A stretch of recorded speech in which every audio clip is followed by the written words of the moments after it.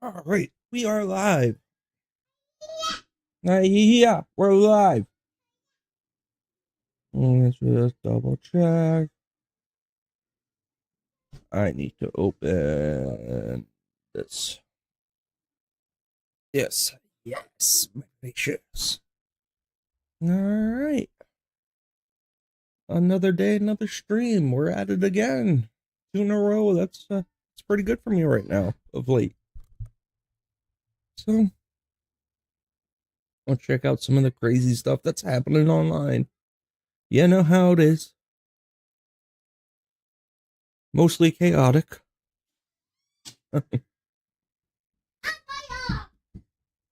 Just like the house. I think we're good on audio.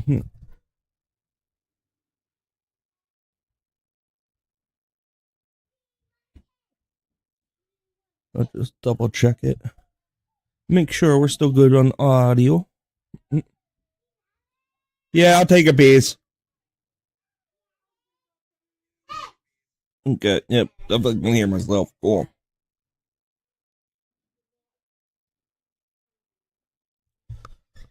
Not too quiet. Oh no. Now it's ice that we got to worry about. Great. Ice, baby.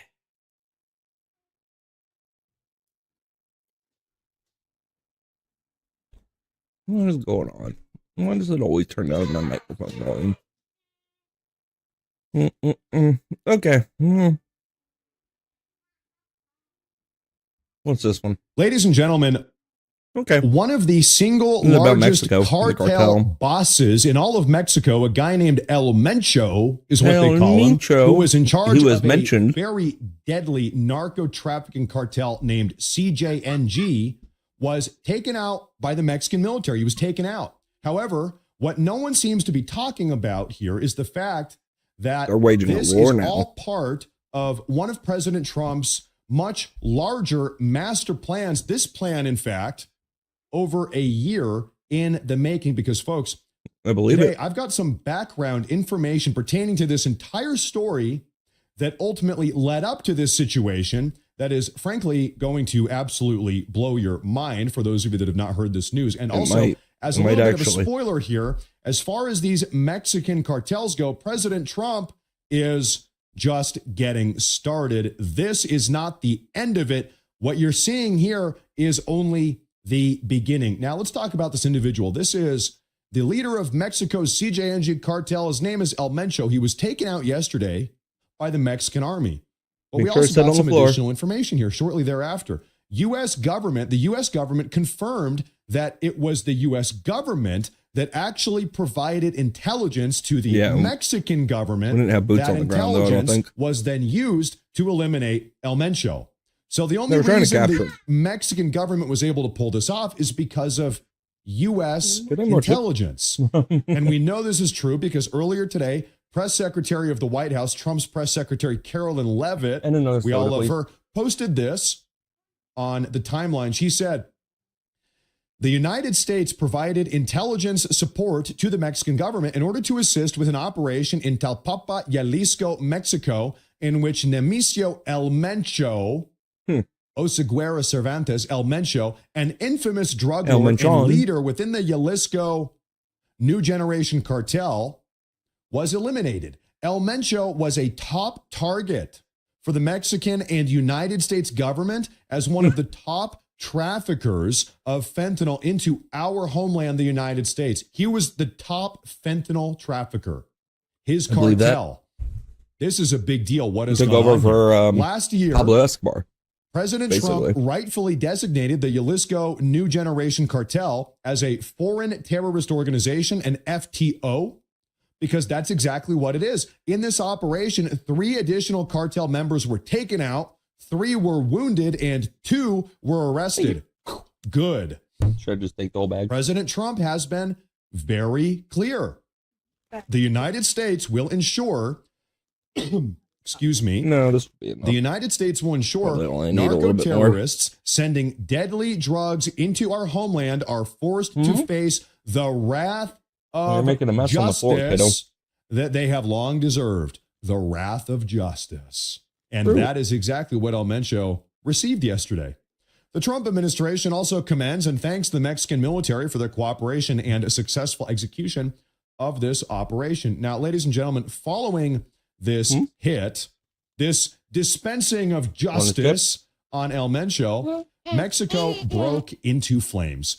Before I show you what that looks like, I want to show you this. Look at the yellow territory. We're looking at yellow. This is a map of Mexico. Yellow territory right here, kind of in the middle along the coastline down here to the south. This is the territory that was sort of lorded over by the CJNG cartel. Everything in the yellow. So that's a lot of land. In fact, the amount of land in Mexico that El Mencho and his cartel, CJNG, sort of governed over in a weird way. It's actually about the size of the U.S. state of Utah for sort of a size approximation. It's a lot of land. It's a big chunk of land. Now, you can't help but notice this is a map of Mexico. What do you notice here? Literally, the entire country is controlled by cartels. Every single inch of this country has cartel leadership. I'm surprised we didn't take care of the ones closer to the border. In the yellow, or the Sonora cartel, or the Chihuahua, or the Coahuila, or the Durango, whatever, Guerrero. This entire country is owned and operated by the cartel. We have a massive cartel operated nation just on our southern border. This is terrible. And so, like I said, after this dispensing of justice yesterday was given out, was dished out, El Mencho was taken out, the country broke out into chaos. The Cartel de Jalisco Nueva Generation, CJNG, fielded weapons and gear rivaling some armies, armored vehicles, tactical equipment, modern rifles. Some African armies don't even have this gear. Looks like these cartels, they are kitted out. They've got the gear. They have armored vehicles. They've got Jeeps and Humvees and body a little armor rigged, but yeah, and, I guess fully automatic rifles. They've got drones. Yeah, and I was reading that this cartel. I heard that people were saying that they bought those guns from us. If they're fully automatic, you can't buy them off of a retailer. So, those were procured illegally through illegal military black market operations. CJNG actually did recently some training in Ukraine.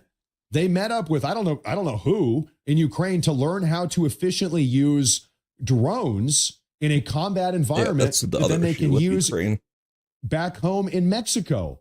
So these people, they have money, they have equipment, they are prepared.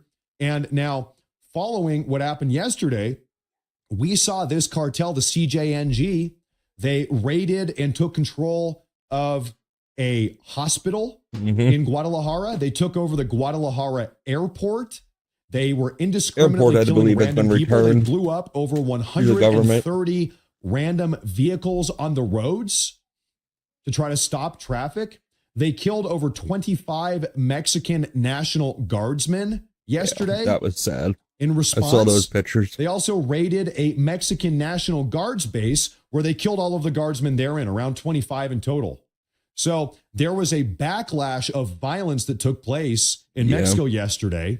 And it seems like that is continuing on into today as well. Absolute I haven't really chaos. seen much on now, X. There's something I'd like to remind you all. This was 7 weeks ago, shortly following people the making fun of Maduro. Gavin Newsom for being stupid.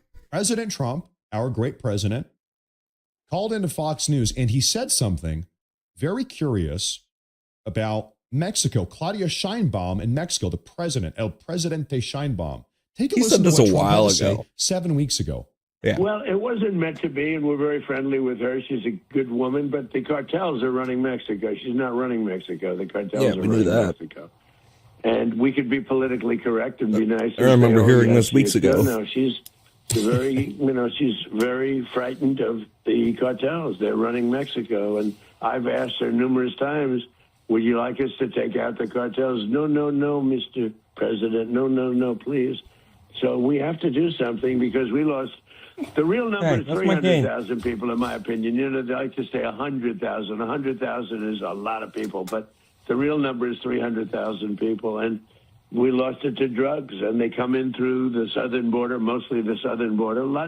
Plenty come in through Canada, too, by the way, in case you don't know.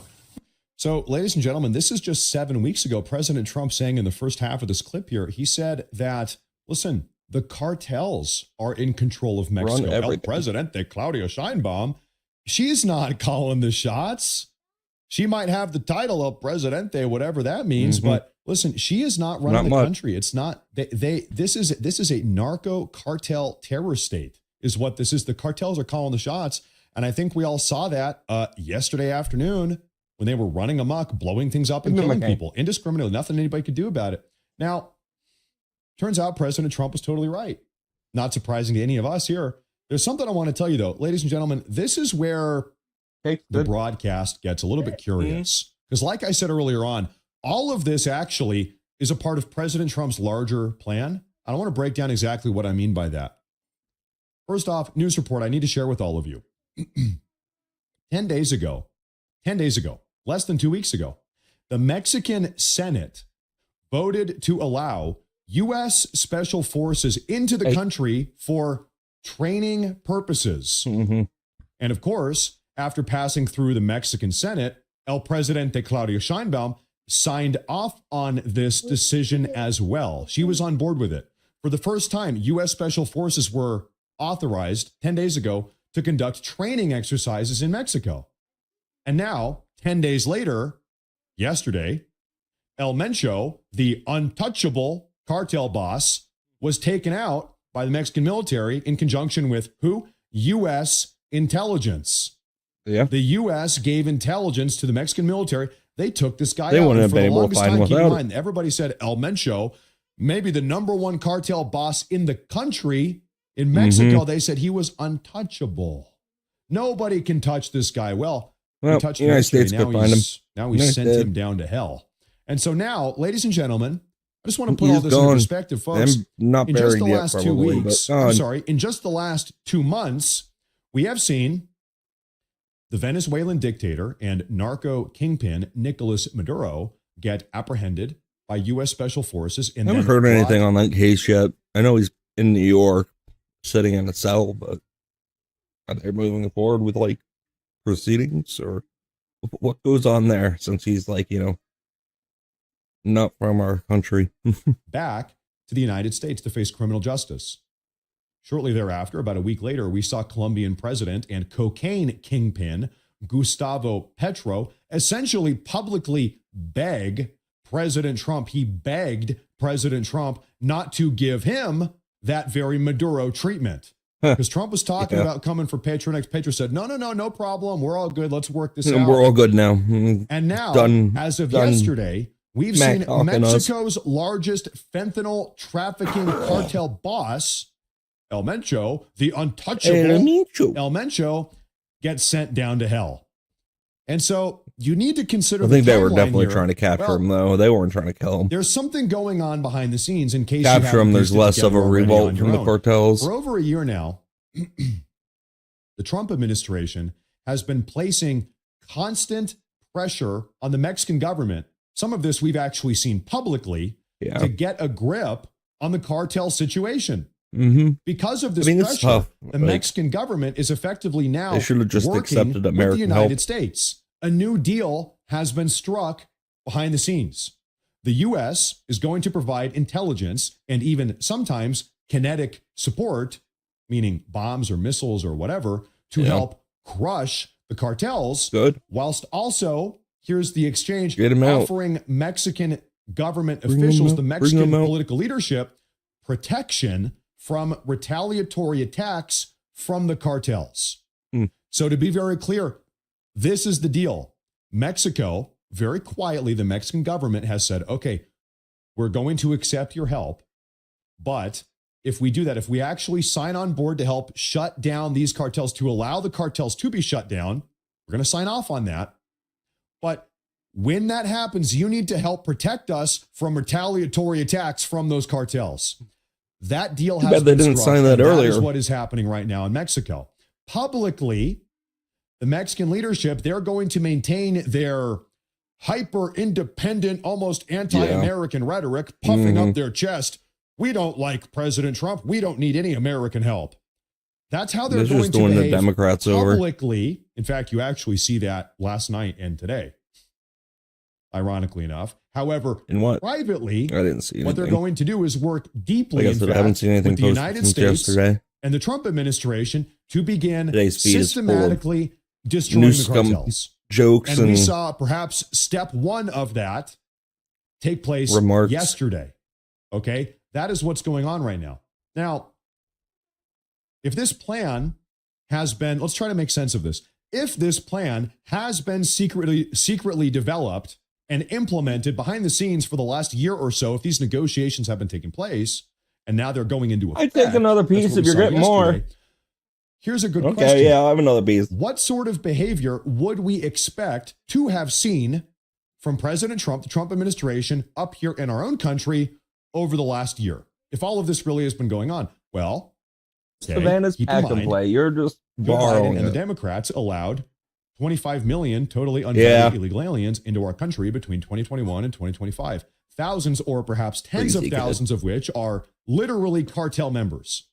So, if Trump has been working out a deal with the Mexican government to destroy the cartels, here's what we would expect to see. We would expect to see the Trump administration crack down on cartel members up here in the USA over the last year so that they wouldn't be able to stage any sort of retaliatory attack on U.S. soil.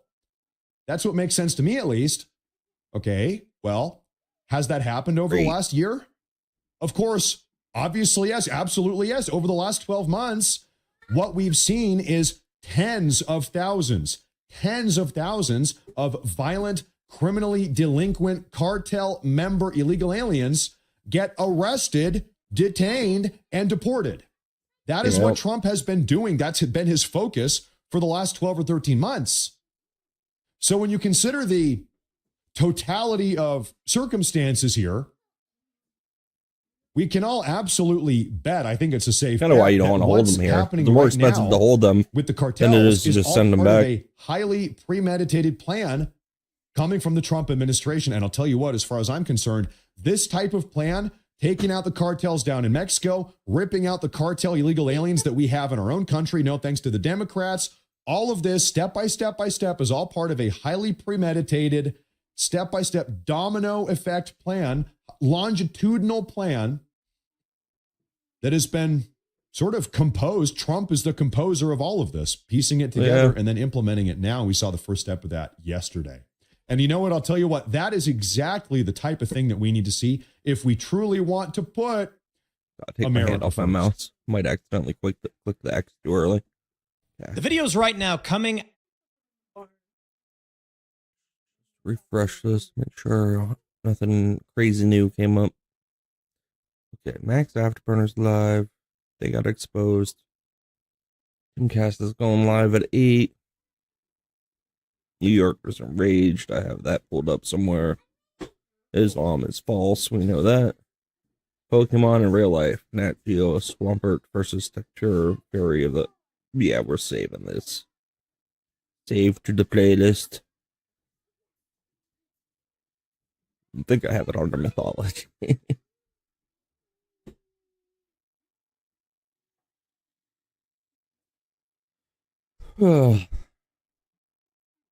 EU tariff deal. Former UK ambassador to US Peter Mandelson arrested. Sheesh.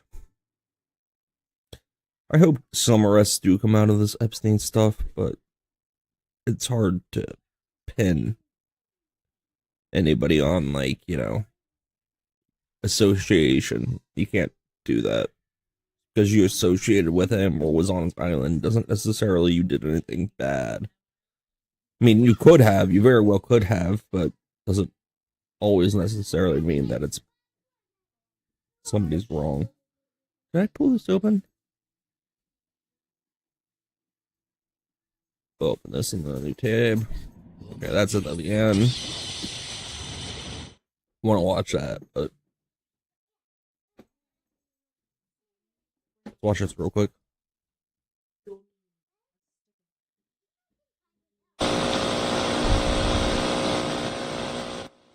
that volume down. Holy cow!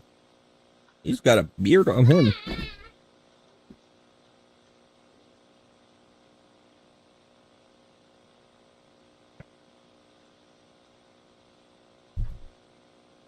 Sorry, I punch you guys. No worries, though.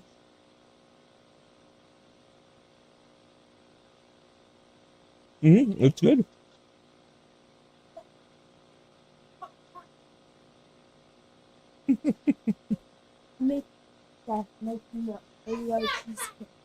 Oh, man.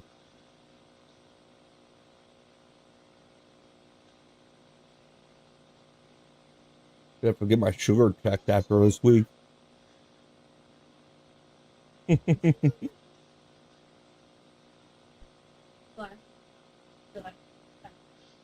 Mm-hmm.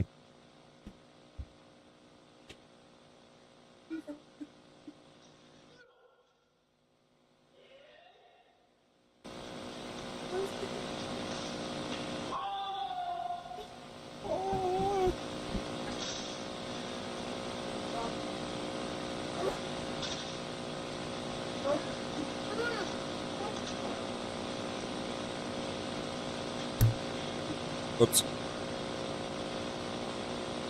Yeah, got some stuff.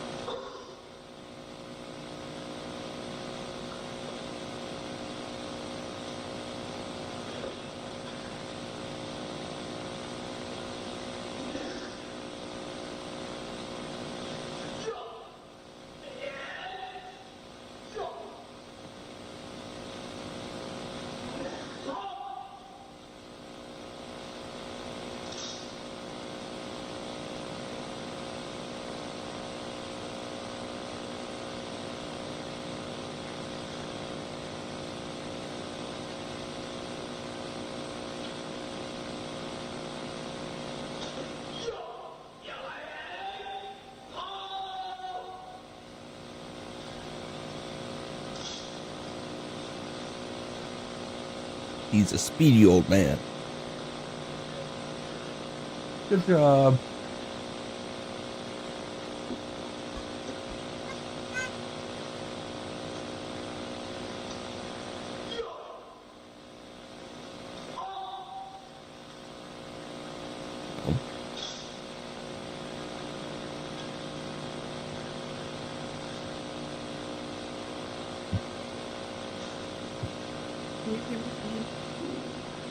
Not if he backs that way, so.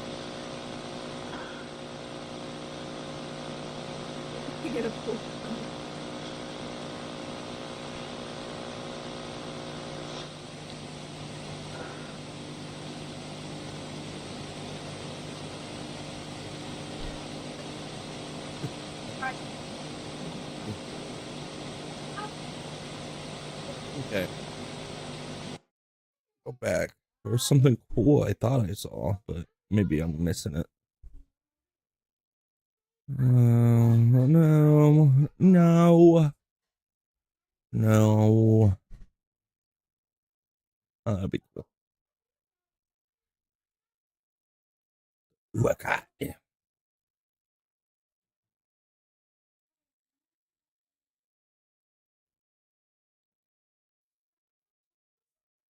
Top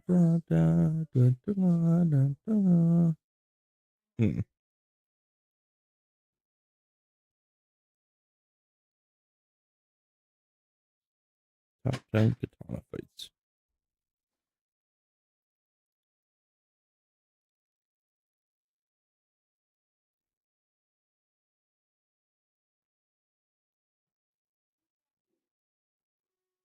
I think it's so cool.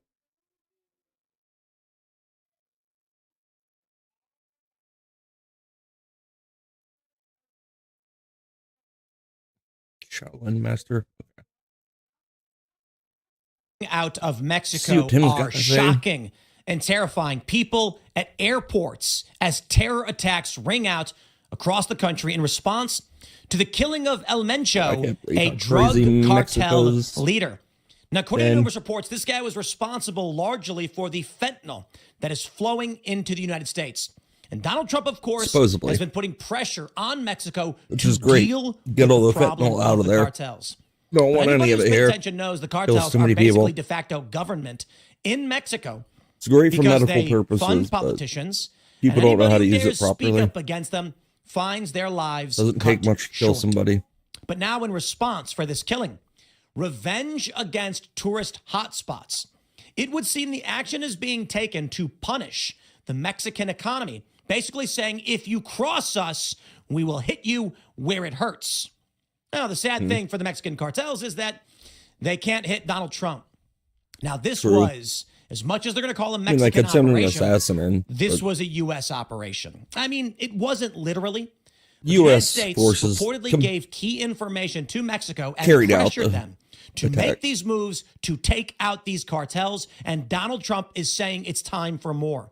The fear then is that there's going to be more violence erupting, despite the fact that right now Mexico is saying what everything is happens under when you let control. cartels run They've rampant stopped for the years and violence. years and years. The expectation is that Trump wants more decisive action. Today, he met with families who lost their children and loved ones through illegal immigrants, Thank you for the drug follow, smuggling, Lucas. or Much other violence. appreciated. And here we are today. Donald Trump's not backing down. With the boat strikes in the Caribbean and even now in the Pacific, Trump has made it clear he's not going to tolerate this trafficking. You're welcome to stay and human hang out. trafficking. The Just border lurk and is no reason to being chat. controlled. So Just who's hanging really out for the mad night. about all this? Well, there are many people making the argument that this is just making the violence worse. And for the most part, Trump's doing the right thing. Interestingly, in the raid, they uncovered rocket launchers, and now people are questioning just what Sheesh. was Where are they Barack getting Obama that from? doing with Operation Fast and Furious, where, I kid you not, the No, Obama administration we gave didn't give them to them. thousands of guns to the Mexican cartels. You gotta be kidding. It makes you wonder about their true intentions, and they call it one big accident. They're just I'm trying to not create sure an I army believe it, for my Mexico. friends. So let's jump Or into a the rebellious news and see army from exactly Mexico, what's then. going on. The reports coming out of Mexico, absolutely crazy. Crazy. They are saying things have stabilized. Before we get started, my friends, head over to castbrew.com and pick up our latest Cast Brew Cold Brew Concentrate Vault Black. cool. Only 150 Not sure I'm bottles into cold remain brews too much. before this stock is out. It's cold brew. You put 50 milliliters, it's metric, I don't know, into a glass. You mix the rest with water. It's slightly sweetened. Put some cream in there, and you got a delicious cup of cold brew coffee. Check it out at castbrew.com. But don't forget, my friends, to smash that like button. Share this video with everyone you know if you do support the work that I'm doing. If everybody who watched right now shared this video, we'd have the biggest news show on the planet. If you like my work and you think I'm doing well enough, please consider helping by doing just that. And don't forget to subscribe. We got this report from Reuters. Visit by romantic partner led to El Mencho killing. 25 Mexican troops killed after raid as it happened. Check this out. Monday. We are wrapping up our coverage, says Reuters, of the fallout from Sunday's dramatic events in Mexico. Scheinbaum and 2 ministers disclosed fresh details about the operation that killed drug cartel boss Asaguera on Sunday and the violence that followed. Known as El Mencho, Asaguera was the mastermind of the powerful Jalisco New Generation cartel, among the main Mexican criminal organizations involved in smuggling drugs such as fentanyl to the U.S. Scheinbaum said order had now been restored. I think they were just trying to capture after him, like I cartel said, though. I members on don't Sunday think they were trying to kill reacted him. news I think he just put of up too much of a El Mencho's fight demise to by have to. blocking roads and burning vehicles and setting fire to supermarkets and other businesses in more than half a dozen states. At the same press conference in Mexico City, Security Minister Omar Garcia Harfuch said 25 members of the National Guard and 1 security guard had died in retaliatory cartel attacks. So many National Guards been Defense died. Secretary Ricardo Trevilla I think it broke was down more in than tears 25. during the press conference as he offered his condolences to the family of the dead troops. Trevilla also revealed a startling detail about Sunday's operation targeting El Mencho. He said that information of the drug lord's whereabouts had come to light following a visit to him from his romantic partner. Garcia Harfuch said that 30 cartel operatives had also been killed during Sunday's widespread violence, as well as 1 bystander, At least 70 people were arrested in 7 states. Oh, okay. Trump weighed in on Truth Social should have been more, saying that Mexico needed to step up its cartel. actions against the drug cartels. He has been pressuring Sheinbaum for months. Both the Mexican and U.S. governments said the U.S. had provided intelligence for the raid targeting El Mencho. Sheinbaum said the planning and execution of the operation had been entirely carried out by Mexico. Now, here's what we know about the U.S. role, says Axios, with the killing of El Mencho. You can see buses set on fire. And these videos coming out of airports, they're absolutely insane. Terrifying. Mexican security forces killed Nemesio Ruben Asaguera Cervantes, the country's most wanted drug lord. Trump has for months pressed the Mexican officials to target drug cartels. And the U.S. had offered a reward of up to $15 million for information leading to the arrest. He was worth a lot of money. Asaguera Cervantes, known as El Mencho, there's a rumor that some who led the streamer New got the Generation reward. Cartel, a designated terrorist organization in the United States. For, U.S. tourists were among those affected after violence erupted in multiple cities following the death of El Mencho, but I'm not sure which about Mexico's defense ministry said on X occurred after the Mexican military came under attack while flying the detained cartel leader to Mexico City. Mexican President Claudia Sheinbaum Pardo urged residents via posts to her social media accounts to remain calm. And the U.S. Embassy in Mexico urged Americans to shelter in place in multiple states after images showed vehicles set on fire and smoke rising above beachfront hotels sure they were looking for in Puerto Americans. Vallarta, a Pacific coastal resort town. U.S. tourists were among those stranded in Puerto Vallarta as Air Canada announced it was canceling flights to and from the town's airport due to the ongoing security situation. Delta, American Airlines, and Alaskan Airlines reported cancellations and delays in the tourist hub. Sheinbaum noted that in most parts of the country, activities are proceeding normally. In Guadalajara, Jalisco's capital, and one of the 2026 World Cup host cities, gunfire was reported and armed men.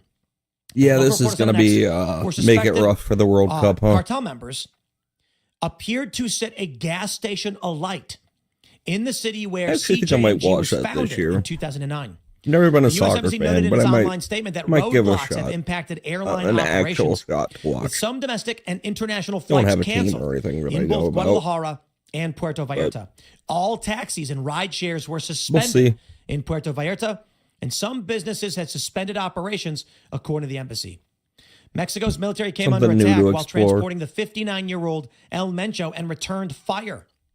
Security forces killed 4 cartel members and 3 others later died of their injuries, including El Mencho.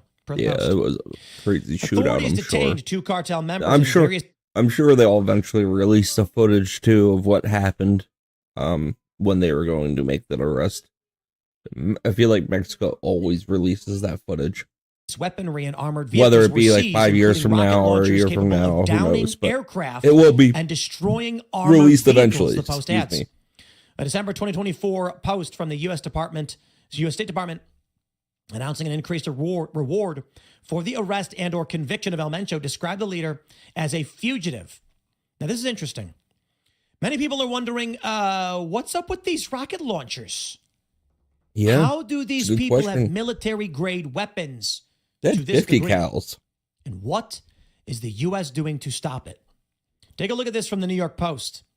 Rocket launchers among military-grade equipment seized in raid that killed notorious Mexican Automatic cartel machine leader El guns, Mencho. which I said, there's no way they could buy them off the American, like, proper market. It all had to be black market stuff or given to them by a government. Like, there's no way they could get automatic weapons from, like, the shop over in Texas, you know? Show. Just crazy people are trying to say that. The reality is, my friends, these cartels are de facto governments. They are running the show in Mexico. Bad guys and will we always all get know it. guns. The government of Mexico Figure out a way to these cartels, and they've got the means to do whatever they want. They have murdered mayors, no matter how hard you make it politicians for them. who dared to speak out against them. Yeah. The New York Post reports rocket launchers capable of shooting down planes were among the arsenals seized by the Mexican military forces in the daring Good raid thing they that killed seized that notorious first. Jalisco New Generation cartel boss El Mencho. Special forces also seized armored cars and heavy weaponry, which are often used on the battlefield rather than in law enforcement missions. Well, they can repurpose for the Mexican army kingpin then. Nemesio Elmencio Seguera They just Cervantes got a little was more killed. power. The resort town of Puerto Vallarta fell under siege. More power. Now, right now, we've got these crazy videos erupting of panic as tourists are trying to flee. Take a look at this image. Yep. Most domestic and international flights were canceled at Puerto Vallarta Airport on Sunday. And I believe the likely reality here is the cartels are doing this to target major hubs of economic activity for Mexico. We have this video. Cartel retaliates. Let's play it now. I get more ice. Thank you. Yeah, they're cold, but it just needs ice. I like them with ice sometimes. This looks crazy. Eva.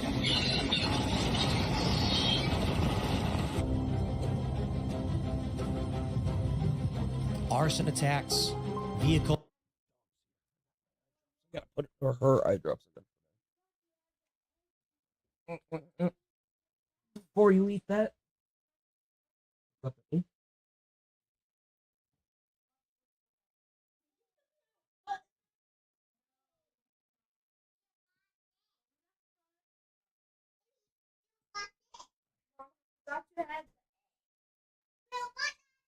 Trying to eat the plate. Come on, up here.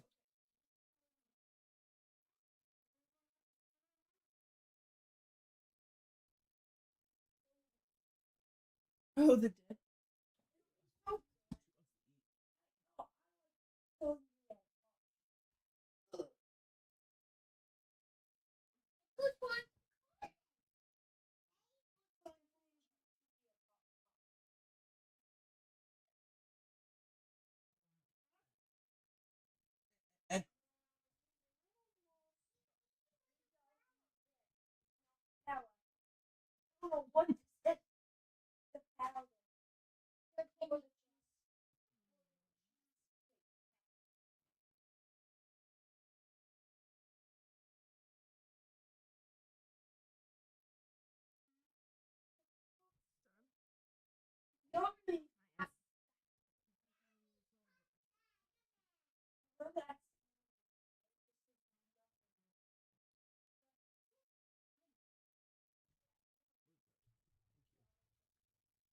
Give her that plate now.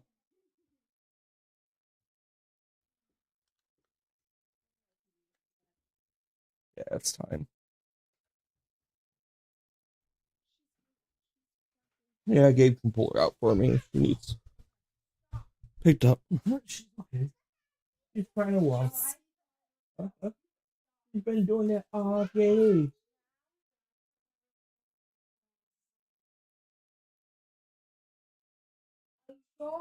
Yeah. Yeah, I still have my spoon, her spoon over here, so she'll be good. All right, we're set good. on fire. Get back to it. A gas station set on fire. Looks like a Citgo. They lit everything on fire. People shouldn't have to live this way, man. Stealing people's cars, parking them in the middle of the road for roadblocks, and lighting them on fire. Hey, give me a kiss.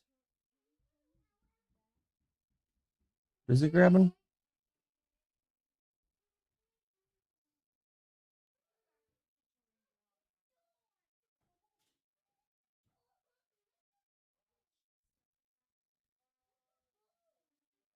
Hang on. I'm waiting for the kid to say goodnight to me. Whenever he wants to. Well, while we're waiting, thank you everybody for joining for the night. No pressure for anything. We're chilling, hanging out, watching some news updates and some other things. I don't know, a couple funny things to watch. New dinosaur was discovered, I guess, too. So there's some interesting things that I figured hang out, watch, and maybe play a game or two later on. Who knows, though? Usually I don't make it to the gaming part. I usually start falling asleep before I get to that. All right, give me a hug, kiss. Love you, buddy.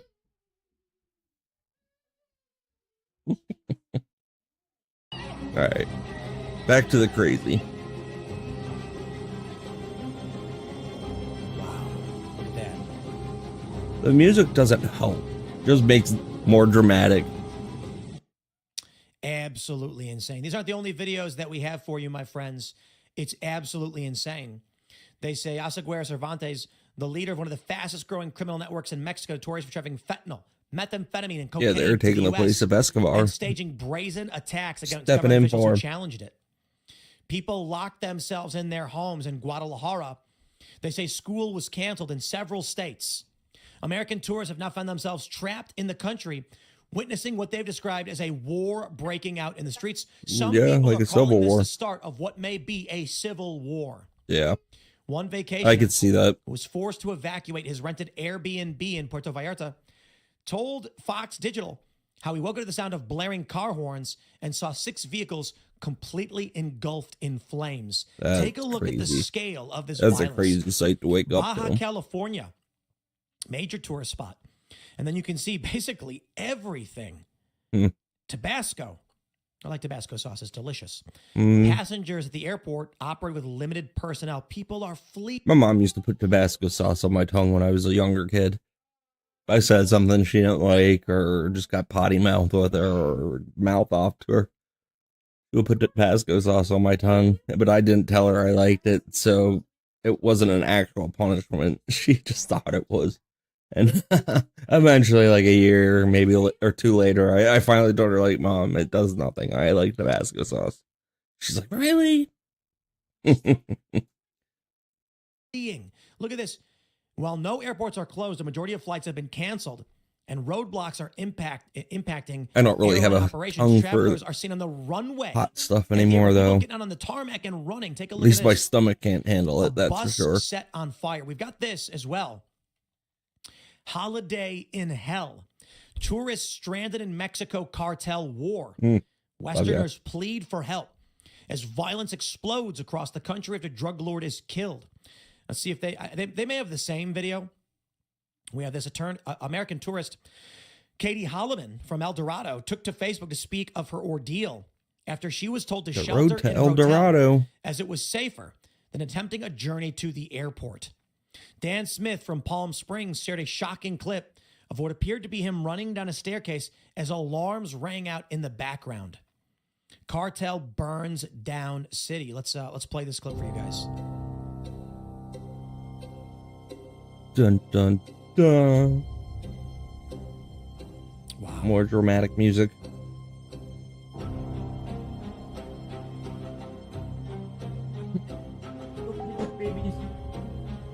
They're just playing.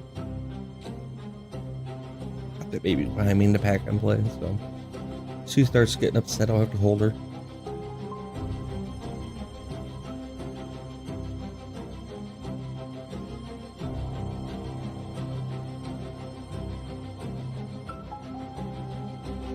Crazy.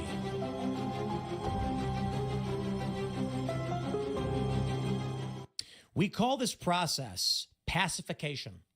We saw this in Brazil. So for those that aren't familiar with how Brazil works, beautiful country, Rio is just so awesome. But the poor people live in the hills. And these hills, they're called favelas. Basically means shantytown. Houses are built randomly. The poor people don't live on the beaches because the rich people do. And as the city was being established, poor people were forced into the hills, where it was difficult to climb up and find a place to live. Over a long period of time, they started building these shanty towns, whatever they had to build a house with. It's so bad that sometimes it'll rain, and the rain will be so intense, they will just crumble and fall. Oh, geez. Houses are built on top of houses. Some people have to walk through one person's house to get to their house. And there's the thing. The government largely ignored these for some time. And so about 15 or so years ago, they began the process of pacification. Because they ignored what was going on in these favelas, de facto governments emerged, and they called them gangs. But they weren't so much gangs as they were de facto government, the controlling violent force in the area that didn't want to be messed with. When the government decided they were going to take control of these areas, they went in and they started removing all of these gangs. And it was brutal. People were shot and killed in the streets.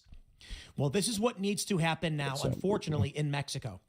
The cartels are operating like de facto governments across the country. Politicians can't hold office unless they effectively pledge allegiance. Trump has said enough, but this is what's going to happen when you allow the cancer that is organized cartel violence. They're selling drugs. They're killing people. And now they're doing this. And you see this. Look, I talk about the cartels in the tourist towns and how you're probably safe as a tourist, but they're telling you right now, if their control is threatened, they will kill you and anybody who gets in their way. We got a lot more. Look at this. This is just more photos and videos we have coming out of Mexico of these burned out cars and tourists in panic. This could be the end for the tourism industry in Mexico, which would cost them billions of dollars. You've got Tijuana, fun city, right on the border, man. You're from San Diego, you drive on in. You got Cancun. You got Puerto Vallarta. But who's going to want to fly to a place like this now? The cartels basically said, if you don't let us a lot sell of people the are drugs, canceling their flights, we shut actually. you down. That's a terrifying reality because it seems like this is exactly what they have done. Mexican airport resort town under siege after the killing of this leader. I mean, look at these. We just got photos and videos like crazy. Here's the guy. I think we've got video, in fact, of the airport in chaos. I don't know if I have this one pulled up. Experts warn will come to that one. Check this one out. Panicked passengers run for their lives at Guadalajara Airport after the killing. Watch this video. This one's from the New York Post. We can get it going. Unmute that. Get that sound.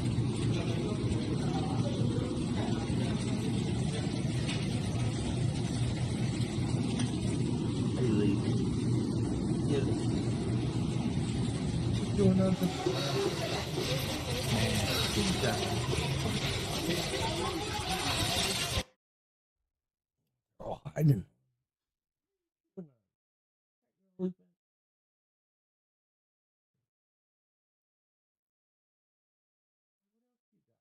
Yeah.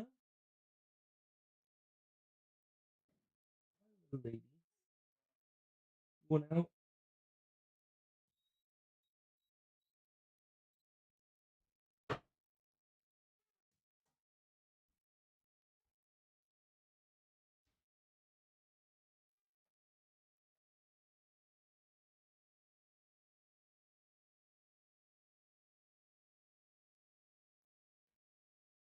Okay.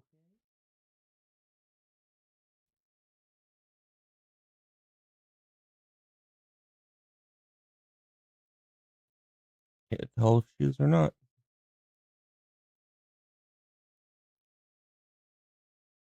Okay, there.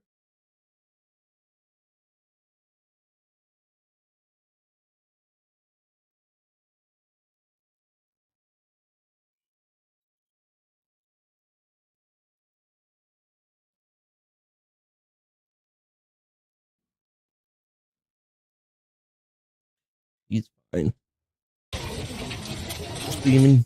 You see that? I guess. Even the security, no, we don't want that video, whatever that is. Even the security guard was crouching down, taking cover because of how insane this is all getting. It was experts chilling warning. Out of hand. The killing of El Mencho sparks violence. We got more videos. I mean, check this stuff out. This is wild. For sure, it was out of hand. Do we have any sound on this one? I don't think we do. No, this one's just got no sound. Drone footage. There's so much video. Here we go. What's this? Let's pull back. Hey. This is a long video, 5 minutes of all the chaos in Mexico. Looks like we'll get, we have some sound coming in. So here we go.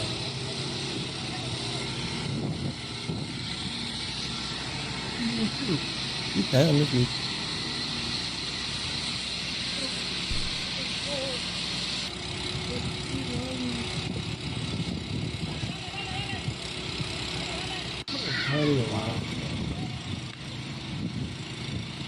Crazy. Absolutely crazy. And this Go is, up the we bag. have this chilling warning. They say the death of its most wanted man could trigger a total war in Mexico, It's not America's down here, largest then. trading partner and most populous tourist destination. So we got the context so far. Security expert David Saucedo said the drug lord's killing could lead to a total war against the Mexican state. This didn't seem to be just an operation to capture El Mencho, but to exterminate him, to use lethal force to bring him down. In the criminal underworld, such actions are not simply overlooked. The reaction is what we are seeing now: narco-terrorism blockades and fires in grocery stores. Mm-hmm. I think so too. Scary. But you know what's fascinating?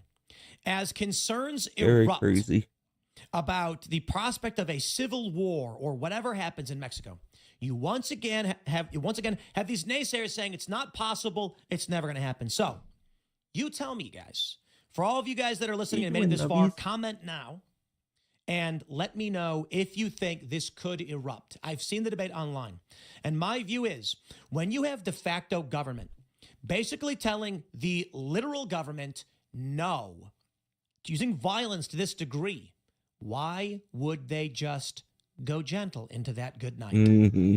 They have billions of dollars. They sleep on piles of money. They control large swaths of Mexico. The seedy underbelly is not going to just give up. But Donald Trump is saying no. I think she's ready. Trump urges Mexico to step up efforts against cartels. And here's the argument. The death of El Mencho is not just phase one, or it's not a one-off. It may just be phase one. There you go. Correction. Trump is saying do more. Donald Trump on Monday called on Mexico to boost its efforts targeting drug cartels as widespread violence spread across the U.S. Okay. Donald Trump is saying do more. Do you think the cartels are simply going to say, I guess we're cooked? Or are they going to say, you ain't seen nothing yet? Yep. Considering the degree of violence that we've seen.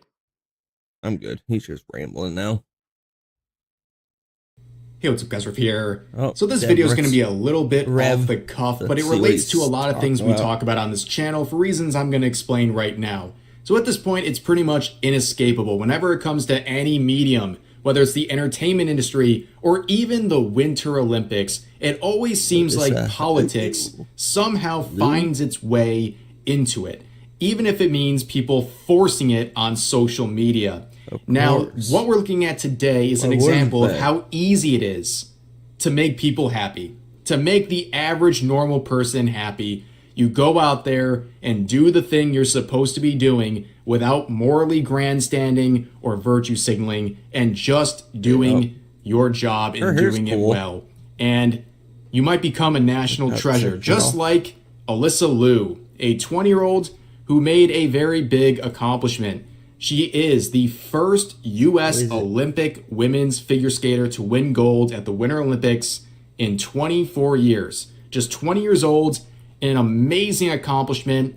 And here's what I call the normal person reaction to this news. And on the left here, you can see also that the United States won the golds in hockey as well. So look at this. I keep hearing she's woke. Don't care. No idea what his politics are. Don't care. They both love America. The end. That is the normal person reaction to the situation. And because of the explosion in popularity surrounding Alyssa here, she's going to be the main focus.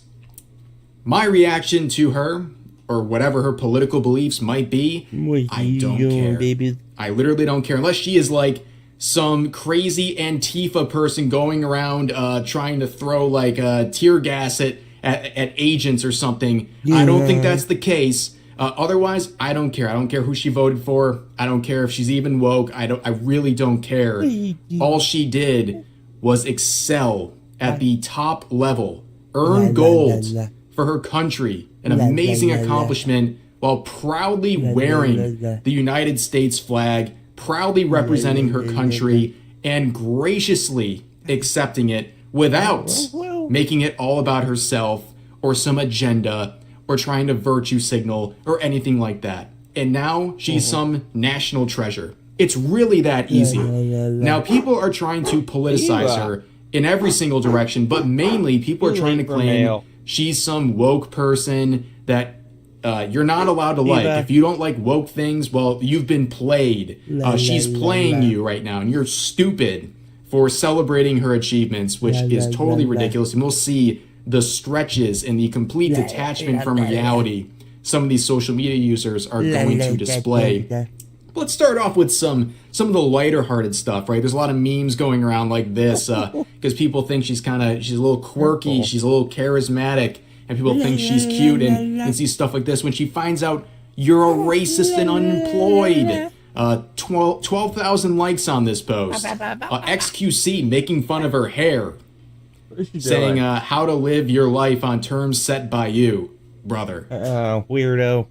I know XQC's not making fun of her hairstyle or anyone's hairstyle. Seriously, dude, get real.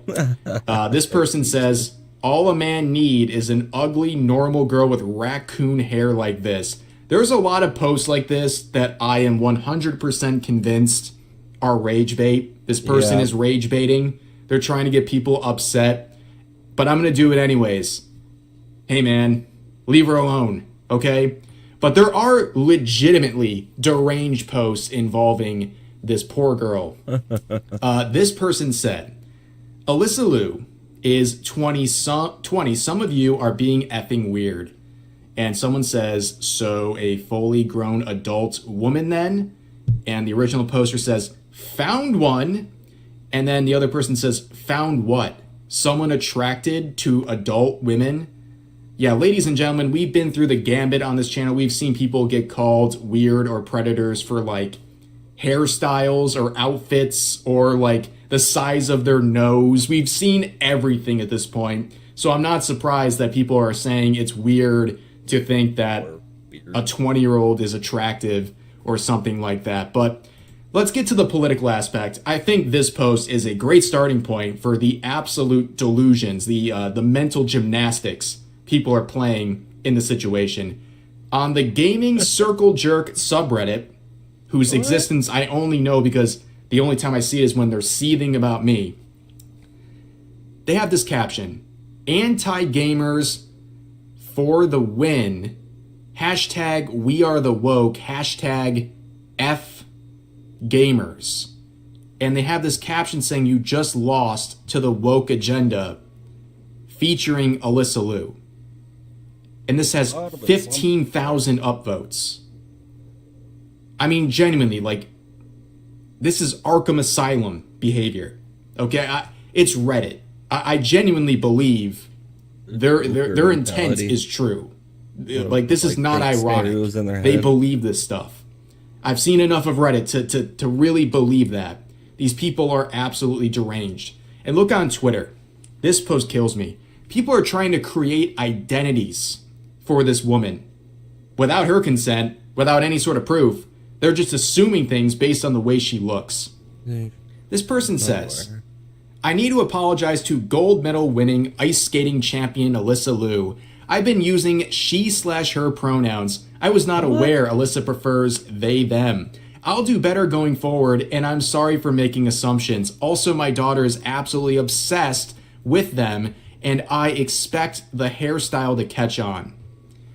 Are you ready for the community note? U.S. figure skating lists her pronouns as she, her. This absolute Karen, this delusional Karen, is just making up a headcanon of what she wants this person to be based on how she looks. She looks at the hairstyle of this woman and assumes she must be a they, them. Make up their own against her wishes, clearly, because if that's what she wanted, she would not have been listed as she, her in the actual skating list. Insane. Then we have actual communist apologists coming in here saying without the Communist Party of China, there would be no Alyssa Liu and no gold for America. Let that sink in. So let me explain. I mean, you already know this is insane, right? But let me explain the history here. Her father is a legal political refugee who came from China to the United States because he participated in the 1988 Tiananmen Square protests. He came to this country legally as a political refugee. And now these psychos are trying to say that communism was good here and that we should be thanking communism because now the United States has a gold in ice skating. Smacking my hair, bro. What can you say, ladies and gentlemen? Where is my hair, bro? Then you have people like this trying to create a rift here, saying that Alyssa went to pro-Palestinian protests, and if she didn't win gold, Republicans would be calling her a terrorist. I'm pretty sure someone's allowed to go to protests if they want. This may blow the minds of people like this who are eternally online. But people can disagree on things, or people can go protest things and still get along and not want to, like, I don't know, end each other, right? And you can see people celebrating her down here with quotes like this saying, so confused by right-wing accounts trying to claim her as if she isn't clearly a woke bisexual Zoomer. Again, all assumptions, but these people just don't get it. They literally don't understand that, as pointed out here, the reason the left can't comprehend why we don't hate this girl is because if she was MAGA, they'd be sending her death threats. Exactly. 100%. If she came out and people found tweets of her or something where she was a conservative or like she voted for Trump or something, all of these people who are trying to say she's like this woke queen or whatever, they'd be sending her death threats. But the opposite side, what we're dealing with here is claims that she's liberal or woke or whatever. And nobody cares. Literally nobody cares. People are just happy she represented her country proudly and took home a gold. Nobody cares. That's the difference. But if it was reversed, as pointed out here, there would be a very different result. A very different result. Very different response. I think this post right here from Reddit, a good post from Reddit, I cannot believe this. A good post from Reddit describes everything perfectly, okay? The Alyssa Liu discourse perfectly captures what's wrong with modern progressivism. For anyone who didn't know, Alyssa Liu won gold in US figure skating. She has received overwhelming praise from virtually everyone on her skating on X. A lot of right-leaning people and pages have praised her for being the archetypal immigrant success story since her dad came here from China and became a lawyer, and now she's a world champion athlete, as well as just generally being happy that an American won gold and feeling patriotic about it. This has been met with scathing mockery from a lot of progressives who are quick to point out that she is progressive and woke and likely hates most of the conservatives who are praising her. This is the problem with progressives. People on the right are happy to see her succeed. They're happy that her dad came here through a legal immigration process, has contributed and been successful, and now she's done the same thing in turn. They overwhelmingly don't care about her politics, especially because she hasn't used the Olympics as a megaphone to broadcast her political beliefs. Exactly. She's just done what she was there to do. Obviously, if the situations were reversed, you'd have a completely different reaction. If it came to light that she was a MAGA supporter, progressives would relentlessly bash and shame her. They wouldn't praise or promote her performance, and they'd largely only care about her political views. Exactly. Anyone with common sense who has been alive for the last decade knows this is the truth, because we've seen it happen over and over again. This is why so many people, everything that's been going on the last couple of years, and I think it's absolutely fascinating. Then you see people making fake quotes, which I also think it's cringe. People are trying to like make fake quotes of her saying stuff that would make her like alt-right or something like that, which she didn't say, which I think also is bad, right? You shouldn't be like attributing false quotes to her. Yeah. But people are getting mad at her. They're not getting mad at the people making these fake quotes. They're getting mad at her for not denouncing them or rejecting the quotes. Yep. Saying you can never hate conservatives enough because now they're editing photos of Alyssa to say things she didn't say, and based on like every interaction with her posts, interviews, etc., whatever. And this person says, Alyssa not addressing any of this is pissing me off too. Ooh. They're mad because she hasn't come out to denounce posts that contain fake quotes of her, like as if she's not busy enough and has enough going on. She has to go and please random Twitter user Ivy with 149 followers, as if that is the #1 priority in her life right now. And that's really all I have to say about Alyssa Liu here. Amazing accomplishment. The reaction on social media has been wild, and she's become basically a national treasure among normal people from all walks of life who just appreciate what she did for the United States and for the Olympics and the United States and their participation in it. But one more because this is funny. It's sort of related. It's related to the Olympics. The Huffington Post came out with an absolute banger saying if waving the American flag or chanting USA turns you off right now, you're not alone. Wow. 10 million views, 1.6K likes, with 27,000 comments. That's so bad, it's actually impressive. A ratio. But then you see this. 28. Have you heard of them? Well, now you have. Jimmy's Famous Seafood coming in with a go F yourself to the tune of 212,000 likes. This might be the hardest ratio I've ever seen in social media history. Jimmy's Famous Seafood. I check out their account here. I guess it's they got like a physical location. I think they also send things out. I'm told, not sponsored, by the way. I'm just impressed. They picked up the hammer and they dropped it on the Huffington Post. I hope them nothing but success, because that is the perfect reaction to these absolute maniacs over at the Huffington Post who clearly hate their own country. But anyways, that's going to do it for today's video. As always, feel free to share your thoughts about today's topics in the comment section down below. Hope you guys enjoyed the video. Now, let's also have a chat here. Okay, just a quick one. About, this is about what I found Australia. Just honestly quite bizarre, which was an opinion poll, which Holly has shown us that Australians, frankly, have a more negative view of Donald Trump than they do of the Chinese president. Now, kangaroos and boomerangs. And I have always said this, despite the fact that, I got the photo, I got the red hat, I'm fully aware of what time Bannon's on in the middle of the night, right? I'm across it. But I also know it's not the majority of Australians. We know how that played out again at the last election, so I'm not off in fairyland with this.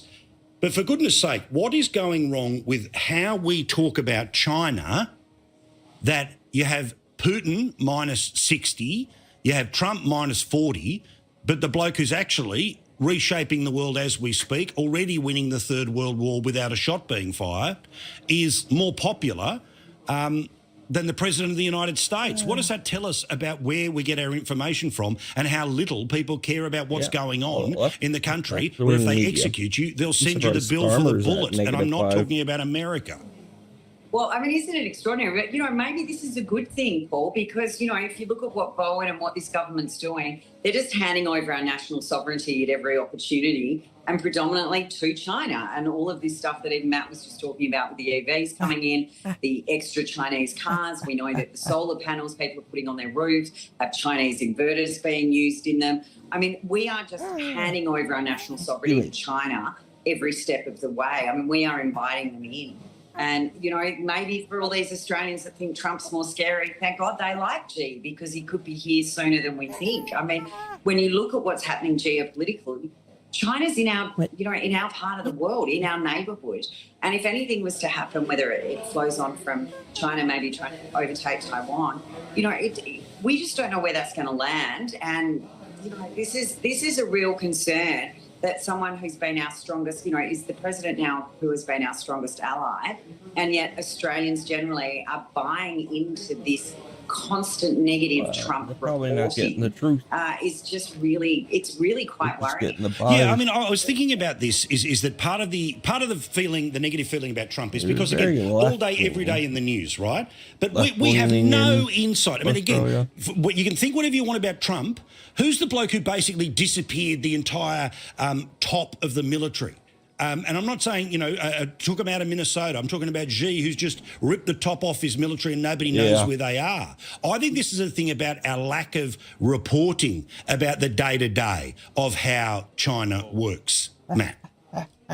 Well, Paul, look, Xi Jinping's still at -40. He's not seen through rose-coloured glasses. But I think a lot of the rest of the population would unfortunately not even know who Xi Jinping is.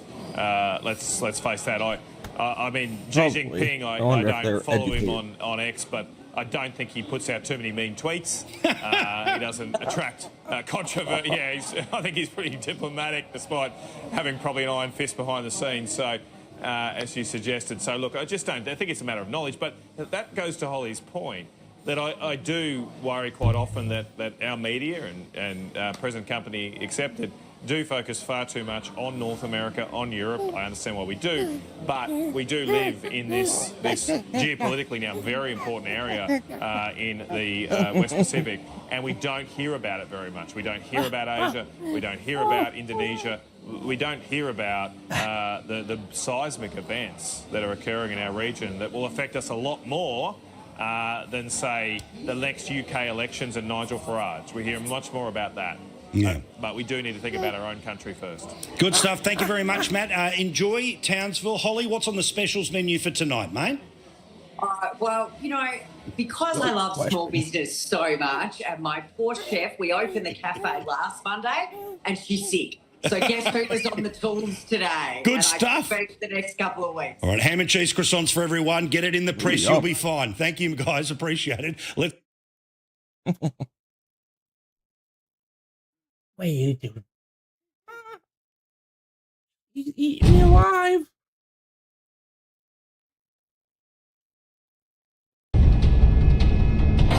This is Cal's take on the Mexico thing. Up a little bit.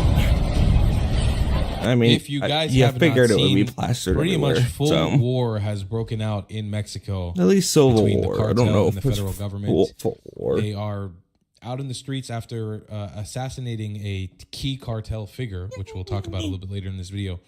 It's basically a full-on war zone. My thoughts and prayers go out to everybody, to the amazing Mexican people who I love so much.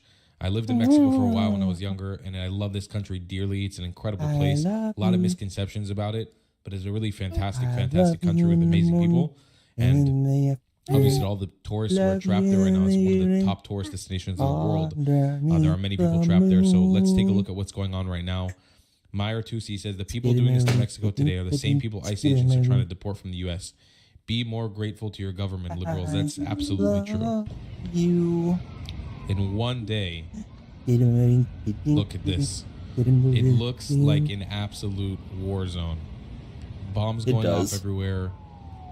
Cars were being torched. I have not been able to officiate any sort of final death count. We might have that in the sources here my team sent me. Burned down a lot of cars. But it is really a really, really big mess breaking out in Mexico right now towards this country. Get him out. Get him out. I love you. Get him out. Get him out.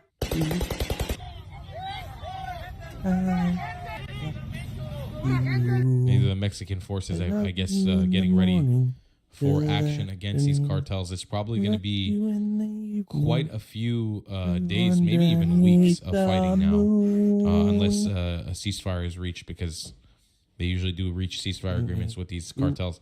In case you need a reminder why border security is important, why you shouldn't allow 10 million people to come across the border unvetted, this is Mexico now, in front of a Costco, mind you. No, the chicken.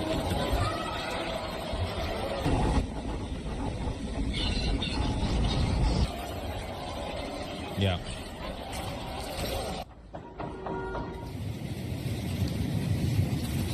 You can stand. You stand up, boy.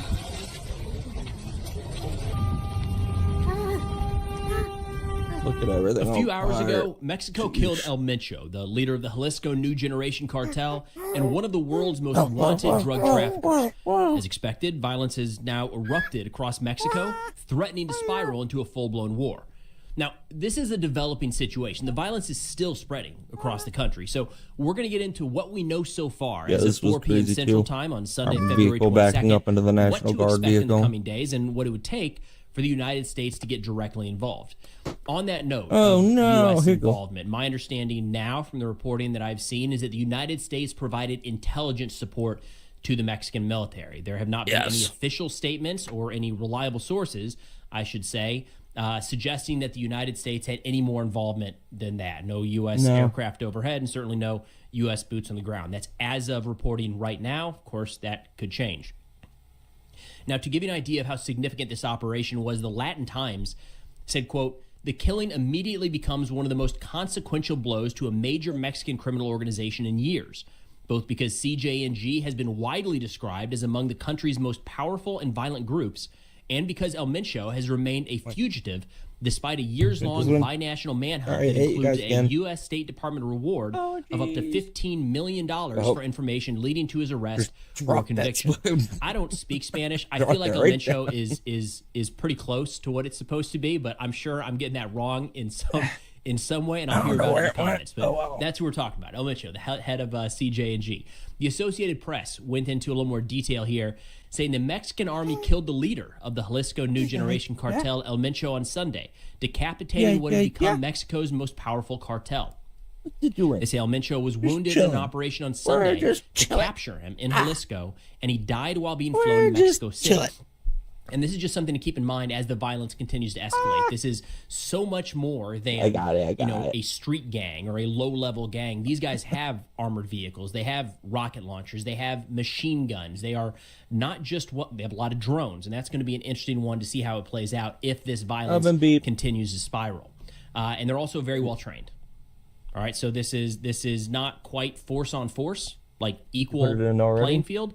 But it's much closer to that than it is, say, in the United States. If the U.S. You guys have to check it a little bit early. That's all I would say. Not a fair fight.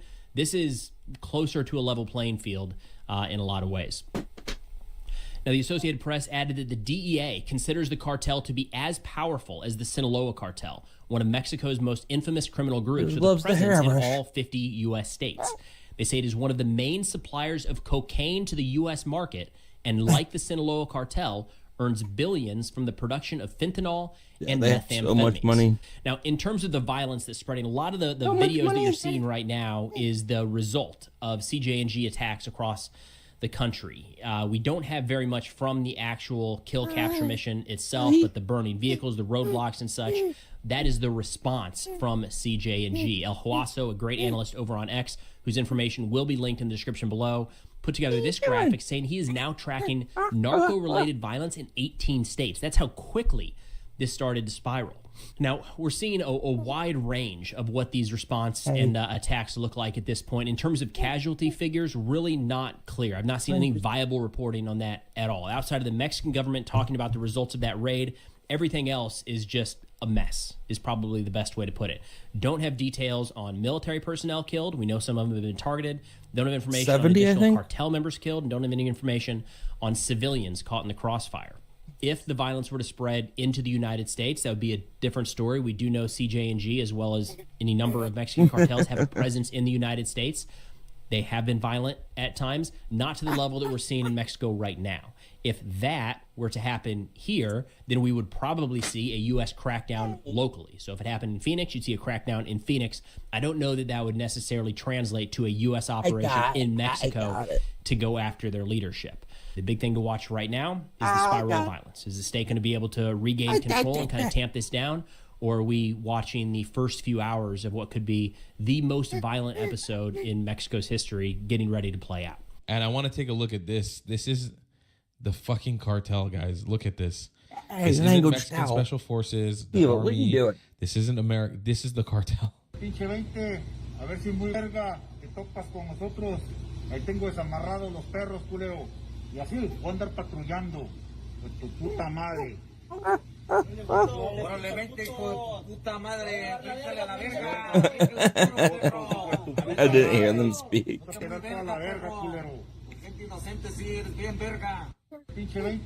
That's insane. Is that actually the cartel? Regardless of if this is special forces or not, the fact that the cartel has this much gear is that well. What I've just didn't hear the voices before. That was kind of fun. This has always been the issue, by the way, with Mexico. Even I remember when I lived there briefly, and a couple times I visited. I've been to Mexico 4 times now. It has always been one of the major issues with Mexico is that the cartel holds so much power over them. And these are cartels that are affiliated also with Islamic terrorist groups. In some ways, they do a lot of drug trafficking one to another. These people have taken politicians hostage financially, also by power, by their strength, by their imposition militarily. And this has always been the major issue with Mexico.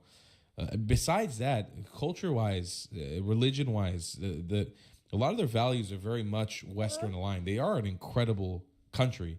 And I don't mean to be glazing Mexico for no reason right now. I just have a lot of on-hand experience there with Mexican people, and I really love them. I think it's an amazing place. But this has been an issue, and a lot of it could be stemmed from government corruption that just hasn't ended. Even Claudia Sheinbaum now hasn't done enough to tackle government corruption, and some people would even say their current president, she's maybe making things worse.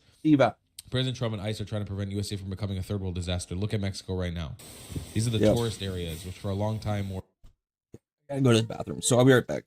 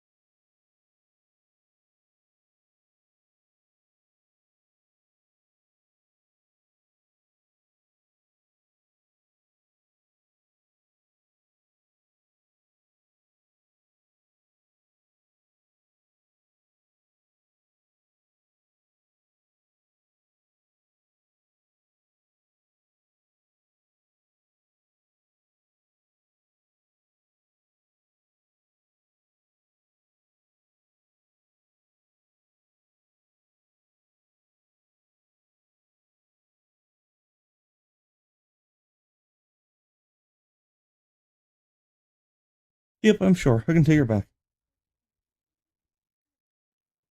Oh, she loves it. I did. So.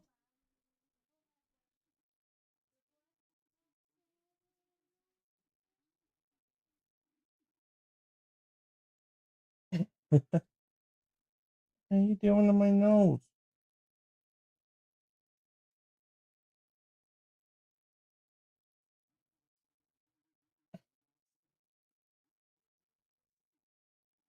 That's my nose. My hair.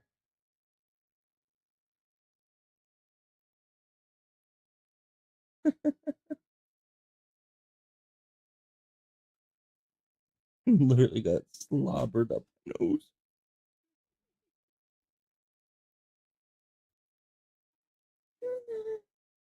You okay?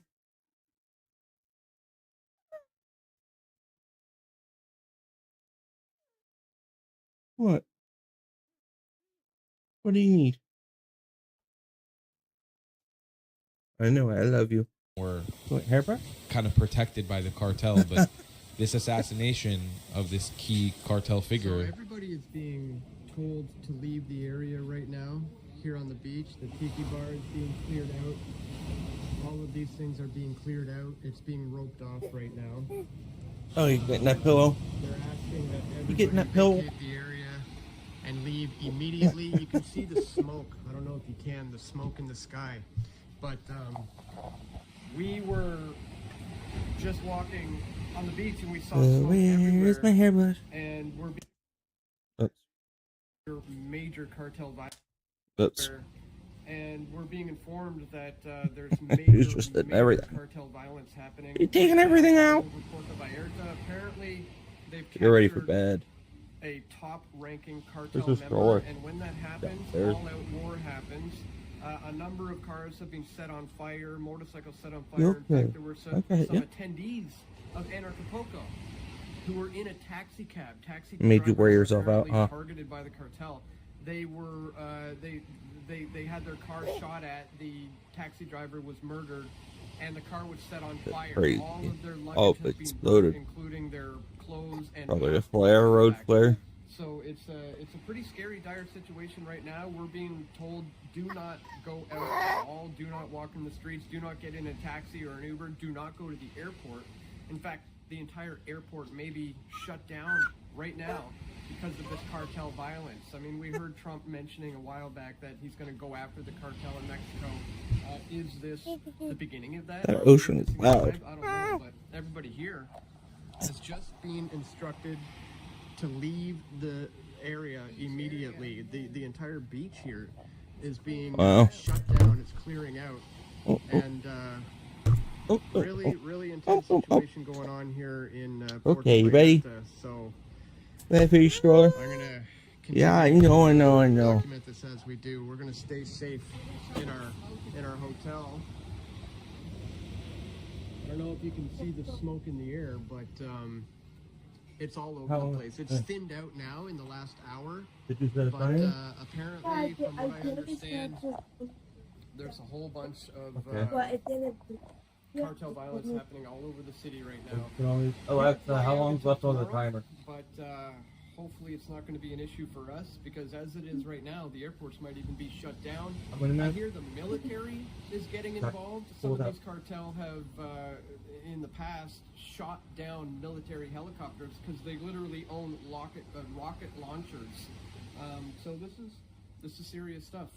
This is serious stuff. Again, everybody is being forced to vacate the bar, the beach area. I know. You're mad. And smoke in the air. Hello? Major situation here in Puerto Vallarta. My hair. And this is why you don't allow paramilitary groups to form on your borders or within your nation. The response against Hamas My starts hairbrush? Slowly, the entire world will understand what Israel has been dealing with, but you guys have to learn it the hard way. For some reason, when it happens to us, you're not willing to listen. But you'll understand slowly, when it happens like this, you'll be like, oh, wait, that's why you can't have a terrorist group with rocket launchers living on your border, because they'll blow your planes up. They'll risk, they'll shut down your country. Oh, that's an issue for us, right? Because we want to live normal lives. Now, here's the thing. I want everybody who's watching this right now to understand. this isn't the Mexican people. This actually isn't the people of Mexico. This is not really a part of Mexican culture. It's not cartel violence. Obviously, there's an element of that. We've already watched all It's only been a month, and New York's mayor has already brought back lockdowns. Due to these factors, we are declaring a state of emergency and instituting a travel ban. Starting at 9 p.m. this evening and ending at 12 p.m. tomorrow. The state of emergency closes the streets, highways, and bridges of New York City for all traffic. Cars, trucks, scooters, and e-bikes, with some specific exemptions for essential and emergency movement. For your safety, stay home, stay inside, and stay off the roads.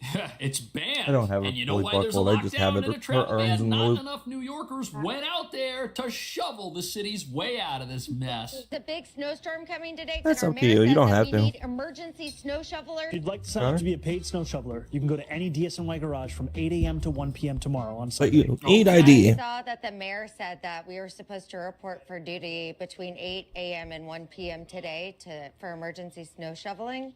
Yeah, Why? No, it's not yet. I think the earliest that we can put you out there is 8 p.m. tonight. It's $20 an hour. I think it's actually higher now. Okay. If I $30 have a an hour. snowblower and I can do the work of 3 to 4 people, can I get paid more? I don't think so. I thought we could just tax the rich. Need 2 forms of ID? What happens if I only have one? You need 2 forms to sign up. One from this side and one from this side. It's so interesting because they want to tell us we don't need ID to vote, but we need 2 forms of ID to shovel. You know? Do I need to print the shoveling's photos important. out? I have to print those. What if I don't have a printer? You go to CVS. Okay, thank you. Okay, but the thing is, CVS is closed right now. You ain't going to CVS. And the mayor's out there You just begging locked for everything help. down. But it's the city's fault that it can't help itself because How the much an residents hour don't were have they their paying those 2 printed photos from CVS weeks ahead of 30. the snowstorm. I got Or here, an hour mayor to said shovel? to show up at the garage at 8 a.m. I was just told inside that I have to come back at 8 p.m. and that my shovel is outdated, but they have another one waiting for me. new model. New model. They're going to Nice. hold on to it for me. I have to come back. That's cool. With the proper attire, You 2 get a forms of shovel. ID, a social security card, 2 photos printed out. Wow. Get paid $30 an hour. It's not going to happen. And the ID's not even the worst part. It's just the stupid requirements of this whole thing that you got to have stuff printed out because the city won't take your picture and print it out themselves, right? That's the issue. What's required in order to join the emergency snow shovelers in New York City this weekend. With the huge snowstorm coming to New York City and other places in the Northeast, Zoran announced if you want to make some extra cash and you're in New York City, you can be an emergency snow shoveler. Yeah, it sounds great. Those that are eligible are at least 18 years old, makes sense, eligible to work in the He's United kicking and States, bucking. able to perform Yeah, I heavy see you're physical kicking and labor, bucking. makes sense. And then also, when you register, you must have 2 original forms of ID. Oh, and it says to make you things need copies. even funnier, when Zoran announced this, he made sure to not include that you need 2 forms of ID. Vans and 2 DSNY buses to transport shovelers where they're needed faster. And for those who want to do more to help their neighbors and earn some extra cash, you too can become an emergency snow shoveler. Just show up at your local sanitation garage between 8 a.m. and 1 p.m. tomorrow with your paperwork, which is accessible online at nyc.gov/snow. Yeah, he didn't mention what the paperwork was. This announcement made it sound like people could just go out there and be helpful and help their community and get paid and save the world. But these requirements stop that from happening. I don't have a printer. I don't have the ability to print photographs. How am I supposed to go become a snow shoveler even if I have a shovel and am willing to work and could get a job with my ID and my social security number? You see, this is more requirements to work for the city than to work at a private business. And the entire city has essentially been paralyzed. Look at that tree that just fell down. That's going to take out people's power lines. There's going to be people living in the dark. Look, they got the fire department out there. That's good that they're at least out there. But Really that stretched them. apartment, that place doesn't have any power. I see a light on in this other one. Okay, that's a good thing. But this place has failed to operate. Look at this. You cannot drive down the street. Can't take a bike. There goes the idea to save the environment, riding around a city e-bike. Wait, And we they do have have some snow plows. plows but on this looks trash like a rich trucks? neighborhood right here. You know how I can tell? Because the neighborhood I live in hasn't been plowed yet. And some of this footage is from last night. Look at this. You ain't getting delivery either Because even if the restaurant that you want to get delivery from is keep out of open, 5 more minutes. there ain't nobody riding a bike because they're banned. They're not even supposed to be out there on the road, if they could even do it. And these guys, they're out there with snow blowers, but they can't get a job working for the city to shovel more snow than is necessary if they don't have access to CVS, you see. Look at this. Where's this in my I can't neighborhood? believe they're using trash I don't trucks. see this in my They're not even neighborhood. putting salt How come they down. have 4 trucks right there? That's crazy. But they're not here. This is how it works, man. You gotta live where the rich live. They don't even have We're legitimate well-connected. snow Over by plows. where the mayor is. I'm sure they plowed Gracie Manor. I'm sure they plowed City Hall. Unbelievable. And they say we don't have enough money. And guess who's not happy about this? Hey, you came in with a good talk, but you're not walking the good walk. The water went up. Yup, utilities the gas going up. went up. Light bill went up. Everything went up. Raise the taxes. What exactly are we doing here? Do your job as mayor. Yep. No, can't do that. So these are American They're mad. citizens who very distinctly remember not very long ago that Zoran Mondani, when he was a candidate, said, I promise I'm not going to raise taxes on you. Yeah, right. Hey, you came in with a good talk. We don't let politicians get away with this in America before there's a revolt. Read my lips. No new taxes. Yeah, and we all know how that worked out while we're in the middle of a lockdown. That's what we're paying for. We're paying for lockdowns and travel bans now. Communist, and yes, communist policies. That's what Zoran Mondani is talking about. Yep. He is a communist. He says he's I can't tell what the difference is. Well, he can There's describe no what the difference difference. He can describe the differences for you. The socialism is not the same basis of communism in this country. You know that quite The well. man You wants, have an the economic man wants to background. create. The They're man the wants to same. create government-run grocery stores. He wants free transportation, both of which are impossible to do. Because how You is know that how is communism he? is a trigger word to How try is- to undermine all of his policies. He's not a I communist. don't need to. I don't need to undermine his policies. His policies undermine himself. Well, Yeah, Because they they've do. never worked. Here's They what I do. want him to do. Tell me where they've ever worked. They've never worked. Mhm. He knows that. I knows that. But what he's trying to do is promise everybody something that they can't have. And the truth is, there is no free lunch, just like there's Right. no free bus. Because you know what happens when you have a free bus? There's nobody there to fix it or to drive it. He Right. knows that. I know that. You know that. America does know it. And it's unfortunate that the city of New York, my former home city, is probably going to have to go through this. It's going through it right Yeah, now. it's and sad. it's actually getting worse every single day. Here's why. A recent budget proposal by Mayor Mamdani could see major cuts to the NYPD. News 12's Karina Gary has the You look details. absolutely tired. Less than 2 months into his first term, and Mayor Mamdani Already. is already facing financial blows. When we took office, we inherited a historic budget gap. Okay. Mayor is now tasked with closing a $5.4 billion At first he said it was deficit 12 billion. over the next 2 years. In order to do that, the mayor is proposing cutting $22 million in NYPD funding, as well as end the face hiring of 5,000 new officers that the previous administration was funding for. Wow. You know, that's sending bad messages. They can't try to balance budgets on. So he said during the campaign that he was not going to defund the police at all. He did make sure to say that. He said he was going to keep funding levels as is, but right here we see a funding cut. And there are police who were supposed to be hired, and now, you know what? Guys, drop out of the academy. Just, or finish if you want to, and we'll call you if we need you, right? That's a huge problem. New York already has less officers than it needs. We've got officers that are retiring, and we've got these teen takeovers that won't stop happening in the city. A President's Day takeover turns violent at a Bronx mall, and now other malls are ramping up their security. Police say at least 18 people are in custody, and most of them Look are at this. teenagers. Wow, John we're Diaz cutting has police. this story. Are you kidding me? You're never gonna be teenager, That right? sound is glass breaking after someone is seen Yeah. throwing an He's always object gonna into be a baby. Munchie's Deli on Munchie's Baychester Deli. Avenue. Just one of the chaotic moments that erupted in This is and around wild. Bay Yeah, you Plaza know Mall it. Monday Look at this. afternoon. They tried to like break in. You know, we closed the door and we tried to avoid Breaking that, into and a we tried to deli. call 911. The manager, who didn't want to show his face, says the situation quickly spiraled out of control and fear set in. There's like over 300 kids. 300 people breaking windows, destroying businesses. And you know what? Let's cut the NYPD's funding. Let's cut that so that we could pay for all the other stuff we want to pay for. We got $1.2 billion lined up for people that are in New York illegally. Alexa, turn the lights off in the family room. The police can't have the money. And who does that hurt? That hurts businesses. These people are now being taxed twice. They're going to be taxed if they're millionaires. They're going to be taxed again by the crime tax that comes from just being here.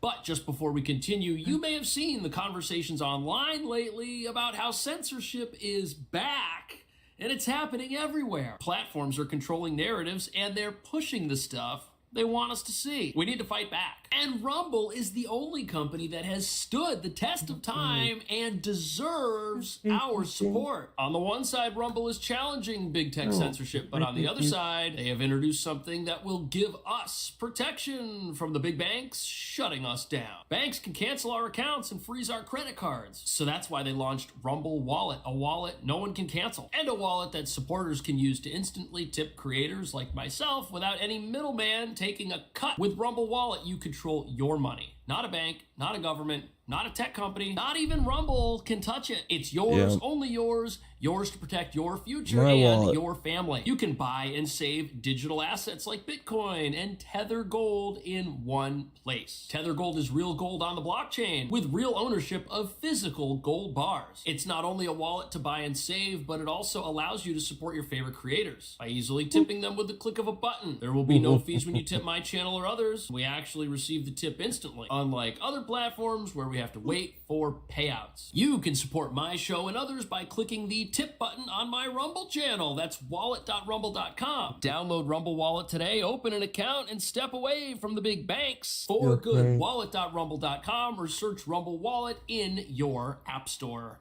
Across the street, police say they believe this same large group of teenagers broke a window at the McDonald's area. Businesses say this gathering was no accident. The rowdy bunch came together after a planned takeover was being advertised across social media platforms. Police say they arrested 17 teenagers. Okay, but whose fault is that? Is that the fault of Facebook or Instagram or wherever this happened? Or is that the fault of our city for having laws that don't punish people that want to commit crime and for getting rid of the few police that are even there to arrest them? Look at all these police patrolling this McDonald's right here. That's wild. They can't go solve other crimes. There is now an opportunity for criminals to go to wherever those police were and commit crime there because we don't have enough police. We got to just move them around. We're just rearranging deck chairs on a sinking ship.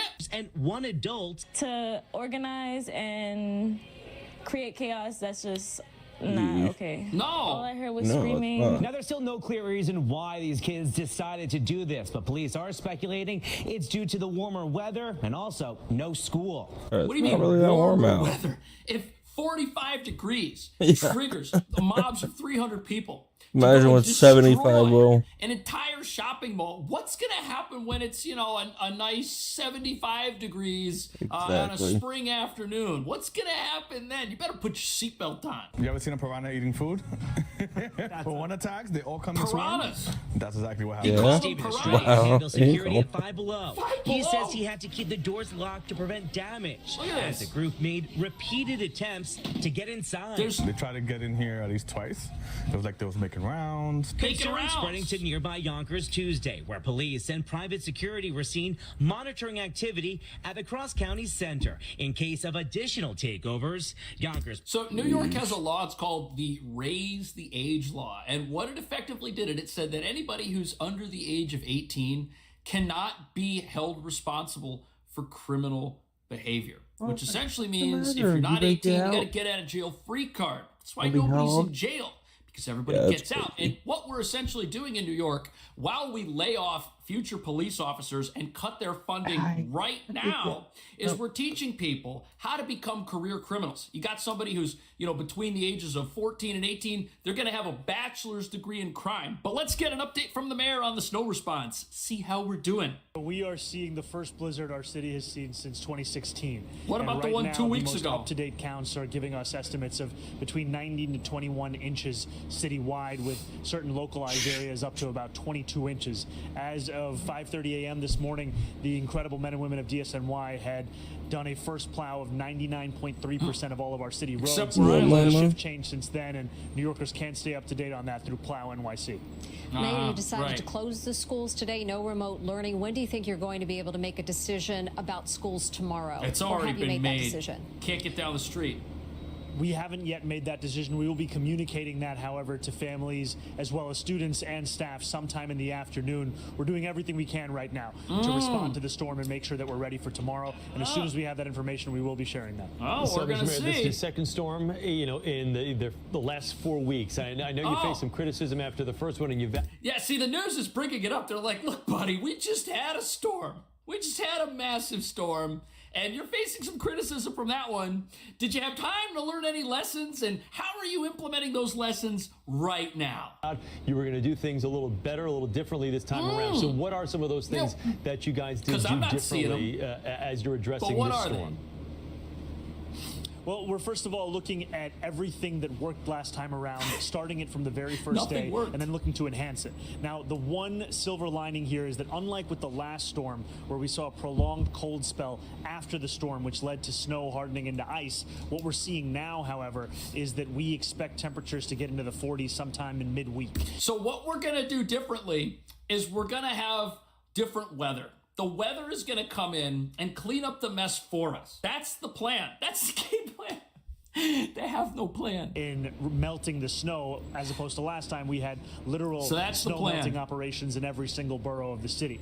Now, in addition to what we were doing from the last time around, we've been able to geotag all of our unsheltered bus stops and crosswalks across the city. So DSNY has an active look at when the last time was that we cleaned through these bus stops and these crosswalks so that New Yorkers can get around whenever they can, no matter what mode of transit that they're doing. There's a in addition to ban. DSNY, we've also brought in about double the number of emergency snow shovelers. So through sustained outreach over the last few weeks, we've brought in additional 500, 600 snow shovelers. So in a city of 8 million people who are struggling to afford rent and to live and can't work today because wherever they work today is shut down as there's a travel ban, they got 500 people to shovel snow. I don't know what the percentage is. The numerator is too small for that massive 8 million denominator for me to do the math required to figure out how successful this snow shoveler operation has been. It's been a failure. Who have been able to clear a first pass, at least, of more than 1,000 crosswalks last night, around 400 fire hydrants, and about 800 to 900 bus stops across the city. Mr. Mayor, if I could ask you about the dangerous it's only the conditions city for those who are infrastructure they're even paying unhoused. to clear, not the private businesses. What steps were taken this time around to help those who are not in shelter at this hour? Oh, yeah. Yeah, are they going to help the homeless this time? So a Probably number not. of things. We have hundreds of outreach workers who are traversing every single one of the 5 boroughs. They were there last time. Not just today, but in the days prior. And what they're doing is connecting homeless New Yorkers with shelter and safe haven. We have warming buses, warming spaces, warming sites. These are the repurposing of city infrastructure. Get around whether with it's more than 10 schools, whether it's more than 10 health and hospital sites, or whether it's quite literally warming buses and mobile clinical vans that are moving throughout this city. We have at least 15 as of this morning. Now, the importance of this is that homeless New Yorkers, they need to be given a number of different options to come inside. It can't just be a one-size-fits-all approach. So in addition to this, we've also added more than 100 beds to a shelter that we had recently opened up in Upper Manhattan to ensure we have the additional capacity. Now, but what we're not talking about here is doing what you or I would do if we had a friend who lived on the street. If we had a friend that lived on the street or a family member, we wouldn't allow that person to decide to stay there. We wouldn't give them options and say, hey, man, do you want to come inside? It's going to be freezing out. There's a snowstorm. What do you think? And then, no, I'm going to stay. Like, we wouldn't accept that answer. We would have an intervention. We would get our friends and our other family members to haul that person indoors and warm them up and take care of them and treat them humanely because they're out in this very dangerous situation that they don't fully understand.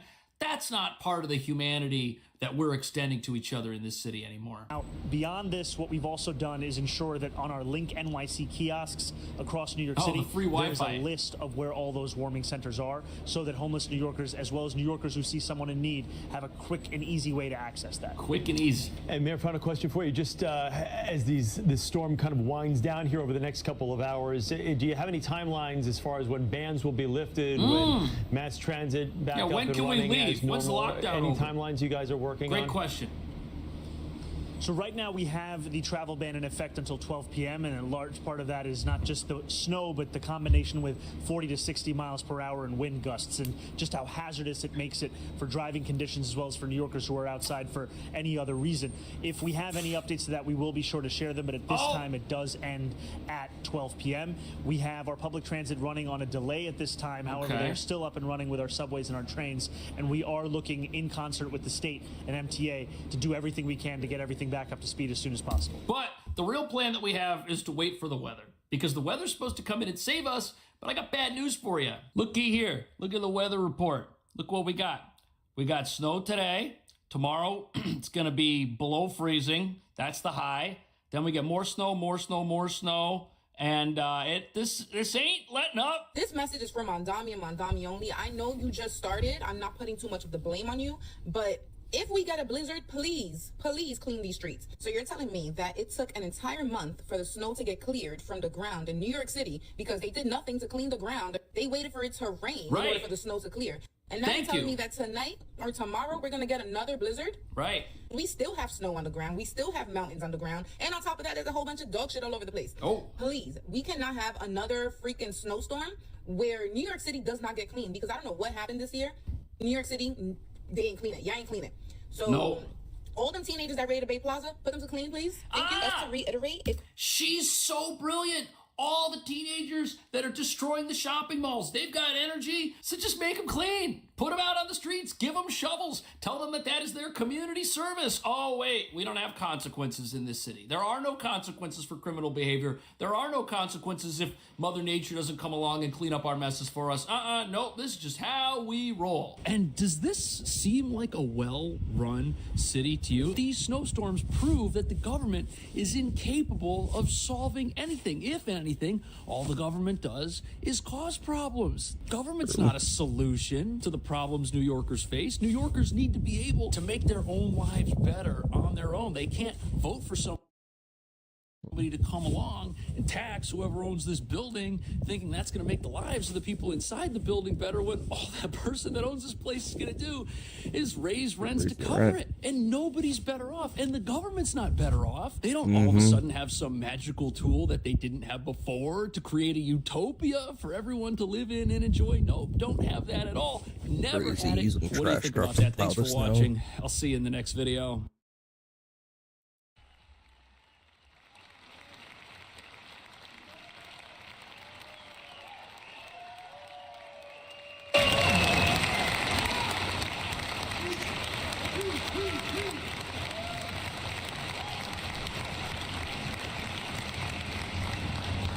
Well, Fadi, thank you so much. Thank you so much for that incredible introduction. Thank you both for welcoming us here to your incredible facility. How are we doing today, Patriots?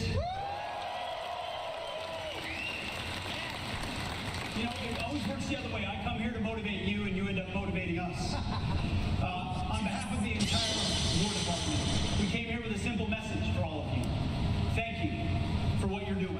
Thank you for having the backs of our warfighters, of the men and women who ruthlessly defend our freedom every single day.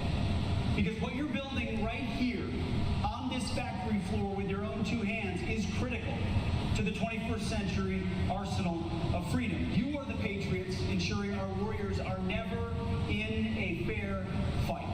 You give them the tools to project absolute lethality against the enemy wherever they are and whenever we need to. We cannot do this without you. Out of code and composites, you've built an incredible spacecraft.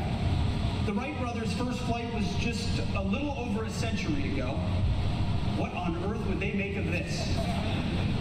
How could this be possible, they would say, in such a short amount of time? Well, I'll tell you, through pure, unadulterated American ingenuity and competition. through the blood, sweat, and tears of the best workforce in the world and the best workforce in human history. American software engineers, assembly mechanics, innovators of all kinds working to deliver peace through strength on behalf of their fellow citizens. Because for generations, the battle was fought on land, in the air, and subsea. But today, the ultimate high ground, the single most decisive battlefield of this century and the centuries to come is hundreds of miles above our heads. Make no mistake, this fight for space is the fight for the future of the world as we know it. And right here in Colorado, in the heart of America, you are forging the instruments of absolute and unquestioned American space dominance, which is what we require.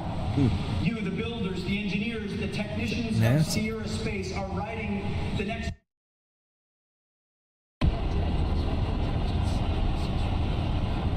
For too long, much in Washington, D.C., especially in some ways in the aerospace industry, is a giant swamp.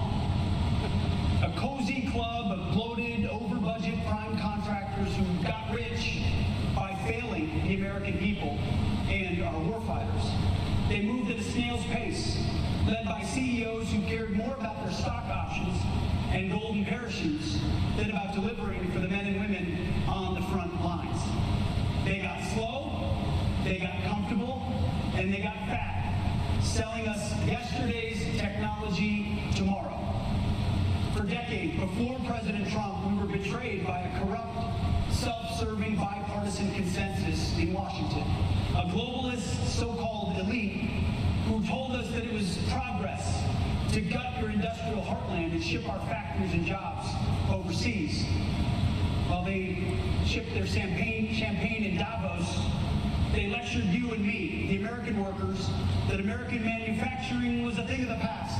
They told us that the global community, where we depended on our adversaries as the very parts that fueled our military, was somehow to our benefit. The so-called experts in their ivory towers and the scribblers at the Wall Street Journal all read from the same script. Outsourcing is the future, they proclaimed. Let them tell that to the workers and the patriots of Sierra Space.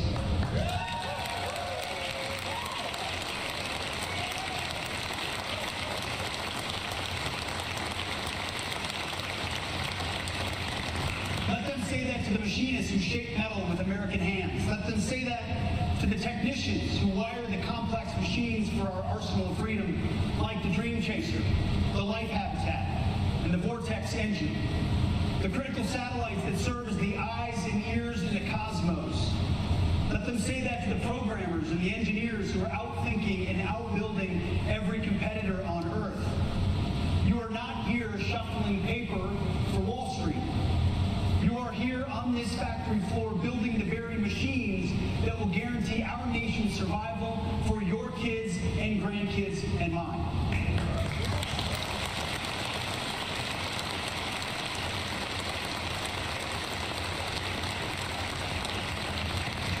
You are living, breathing proof that the globalist lie was just that, a lie.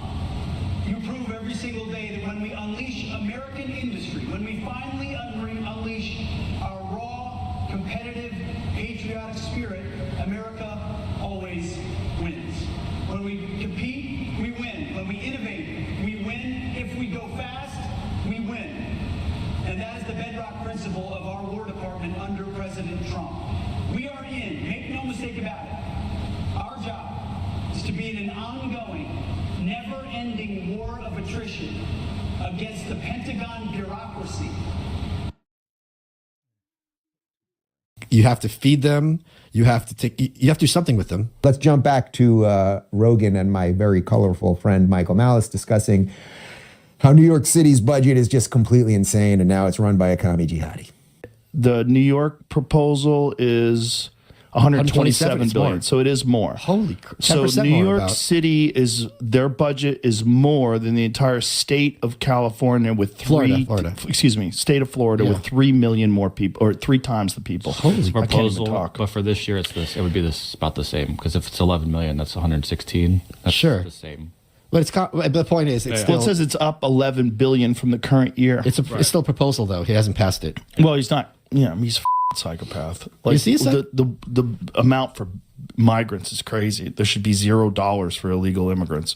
But zero. I don't think you can have zero, because if they're going to be there, they're going to be. You have to feed them. You have to do something with them. Like, literally, if you don't feed them, they're going to be robbing stores. They have to. Human beings need food. What are you going to do? Get them jobs. How are you going to get a migrant a job? Get them a job in Guatemala. Wouldn't you rather give them food than a job? I don't want them taking American citizens' jobs. Well, the whole thing's a mess. The whole thing's a mess. But the point is, you can't just throw them away. Right. That's the problem. Unless you're going to remove them from the country. Right. Unless you remove them, even if you want to put them in jail, that's not cheap. Right. That costs a lot of money. Right. So what are you going to do? Well done, Michael Malice. So now if you think about the first clip we started from Rogan, where he said there's no easy answers here, it's not clean cut. Well, Rogan just then said there should be $0. Well, that would be pretty damn clean cut. And then Malice points out, well, okay, but then you can't let them in the first place. You can't have a sanctuary city in the first place. So sanctuary cities, by any rational explanation, should be completely banned, and it is a violation of the Supremacy Clause. So that number one is right there. But this is where Rogan get to the end of the road. Okay, you get it. You think Zorhan's a psychopath. You think sanctuary cities are wrong. You think the spending is out of control. Then it is clean cut what you have to do. These people cannot be put into public office. We need to close our borders. We need to kick them all out and everything else. It's only because of the half measure people that suddenly realize everything goes to shit, and they go, oh man, what are we going to do? But then it's too late, as Malice points out. Well, now you've brought them in. You're going to give them nothing. Okay, they're going to start raping and pillaging and murdering, which actually is coming to New York City after the snowstorm.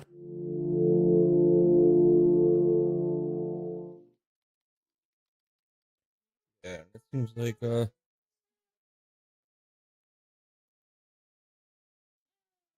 It's time for Lefty's Losing It, and he's back. Yes, we've brought you the mad hysterics of Robert.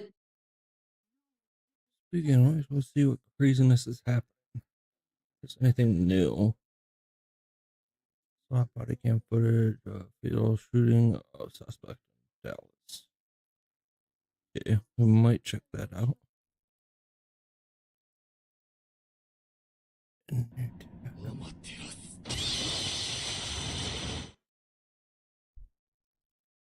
Status revoked.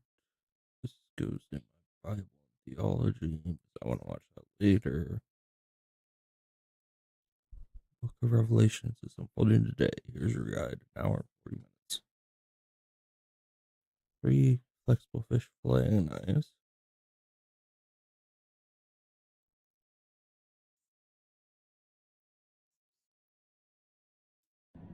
Ooh. Oh, okay.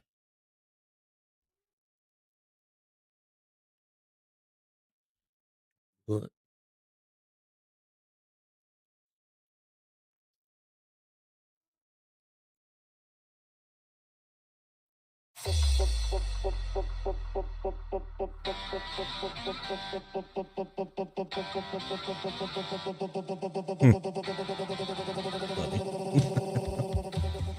What's up, guys? It's Benny. An absolutely insane update out of Mexico. Now it looks like they are setting the border on fire with the United States of America, effectively closing the U.S. border with Mexico. This is amazing. Okay, where can I politically support the cartels? If they are the ones who can finally close the border with Mexico, all right, now we're talking. Whatever. I'm making a joke here. This is terrible. They've set a bunch of cars on fire. They're setting cars on fire all throughout Mexico in order to try and shut down entire states, traffic, commerce, and the capacity for people to flee or to get out of the country and get into America, where they don't have, well, yet operational control. And this is something that is horrifying. It's affecting the border states for sure. And many people are very nervous about this cartel war stretching into the United States of America. This is obviously a chief concern. It's a concern because, well, Mexico has been a cartel state, is a cartel state, is not a real place. And President Sheinbaum, who who just had like massive protests outside of the presidential palace and the government buildings in Mexico City, where hundreds of thousands of people protested her cartel rule of the narco state. Trump's been on this, baby. Trump announced a U.S. land strikes on drug cartels in Mexico will happen soon, saying that effectively no one is safe if you are narking drugs into America. Trump previously warned Mexican President Claudia Sheinbaum to get her act together in the aftermath of the capture of Maduro. Something remarkable just happened on Fox News, where Claudia Sheinbaum was just exposed, and it's insane. Cartel violence being allowed in Mexico because Sheinbaum works for the cartels. Senator from Mexico went on Fox News and exposed it all. The president of Mexico works for the cartels. She was funded by money from the cartels. Not just the president, there's an entire group of Mexican politicians labeled narco politicians. Mexico is a narco state. Mexicans are afraid of the alliance between the Mexican government and the cartels. And her entire party affiliation is financed by the cartels. The president of Mexico, Claudia Sheinbaum, doesn't want this information getting out. Yikes. Once they get elected, the deal is for the Mexican government to protect the cartels. Mexicans and the politicians who are paid off by the cartels don't want Donald Trump to help. Mexican senators exposing all of this after being threatened with prison for speaking out. The president has threatened me to proceed help to get elected. The deal is for the Mexican government to protect the cartels. Mexicans and the politicians who are paid off by the cartels don't want Donald Trump to help. Mexican senators exposing all of this after being threatened with prison for speaking out. The president has threatened me to proceed against me in criminal prosecution. This is wild. There have been obviously assassinations of mayors and various other members of the Mexican elites who have stood up against Claudia Sheinbaum. It is terrifying that this is happening across our border. Ladies and gentlemen, the interview, here we go. So let's start off with this Mexican senator effectively queuing all of this up. The president of Mexico is furious. She's calling Mexican Senator Lily Tellez a traitor for coming on Fox Noticias with me a few days ago and saying this. Listen. The help from the United States to fight the cartels in Mexico is absolutely welcome, and that is how the majority of Mexicans feel. The only ones who don't like that President Trump is sending help and trying to support Mexicans against the cartels are the narco politicians. That includes President Sheinbaum. Mexican President Claudia Sheinbaum responding, saying, quote, "It's not a minor issue that a senator gave an interview to a foreign media outlet calling for intervention." Here to discuss is that Mexican Senator Lily Tellez. Senator Tellez, welcome to Fox Noticias. I'm just going to get right to it. Is Mexico a narco state? Yes, it is. And we all Mexicans know about it. Sadly. And Mexicans are afraid of the alliance between the Mexican government and the cartels that have infested our nation. Can you explain this alliance between the president, her party, the Morena party, and the cartels? Yes, the party has financed, has given, the cartels have given so much money to these politicians, narco politicians of Morena, to get into office, to get the power. So they protect. The Mexican government protects the cartels. That is why President Sheinbaum doesn't want the strong American leadership to help Mexico defeat the cartels. And also Sheinbaum doesn't want the rest of the world to know what is happening here in Mexico. We are on the steps to be the next Venezuela. She is aligned with Venezuela's dictator, with Cuba, and we are losing our country. They have destroyed our Republican institutions, the democratic state, and we must, I think we all Mexicans want and welcome the support of the United States to assist Mexican people against the cartels that have us all in this crisis with the traffic in fentanyl and migrants. Okay, so that's the setup. Lily Tellez, then it goes hard in on Scheinbaum, explaining exactly how corrupt the entire system is. Check this out. Mexico is a very dangerous place. Well, that brings me to my next question, because you are speaking very bluntly, very clearly about Mexico being a narco state and the alliance and the connections to the president of Mexico. Are you afraid for your life? Yes, I am afraid. And the president has threatened me to proceed against me with criminal prosecution, to get me out of the Senate and get me in jail, just because I told you in this space and Fox News what is the reality of our country with the cartels. The cartels are dominating everything here in Mexico. They are in all the offices of the government, in the states, in the cities, and in the national government. So, of course, I am afraid, but I want people to know I will not step back. And I pray under God's guidance that we, the United States and Mexico, must work together to defeat the cartels and to get freedom for our country, for Mexico, to stop it from being the next Venezuela. This rings true. This rings true because Claudia Sheinbaum, like this clip is now going viral across my feed. Look at this. Mexican President Claudia Sheinbaum is using force against cartel. Using force against the cartels violates their civil rights. Any talk of engaging in a war with the cartels is a right-wing talking point fueled by fascism. Isn't that amazing? That's the word they always use. This is how Democrats allowed, this is who Democrats allowed in our country, 4 years of open borders. This is actually one of the most insane things I have ever heard. No es opción. Yeah.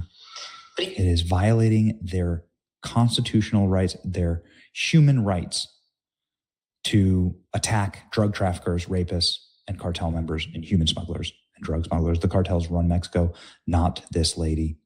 There's no question that she's a plant. The question is, by which cartel?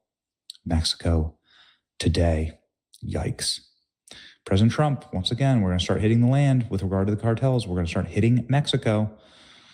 And Trump has often warned Claudia Sheinbaum.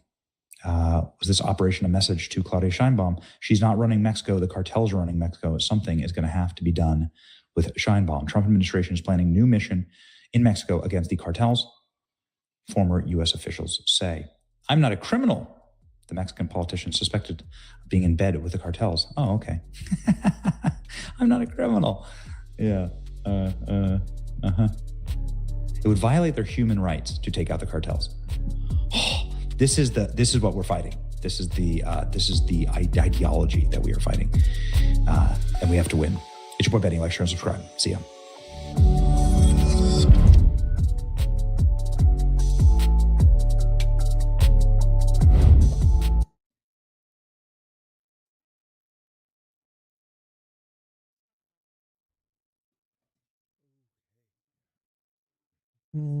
That one could be closed. And here we are. We are going up against Iranian F4s, F-14s, and MiG-29. Oh, I missed his live stream, I guess.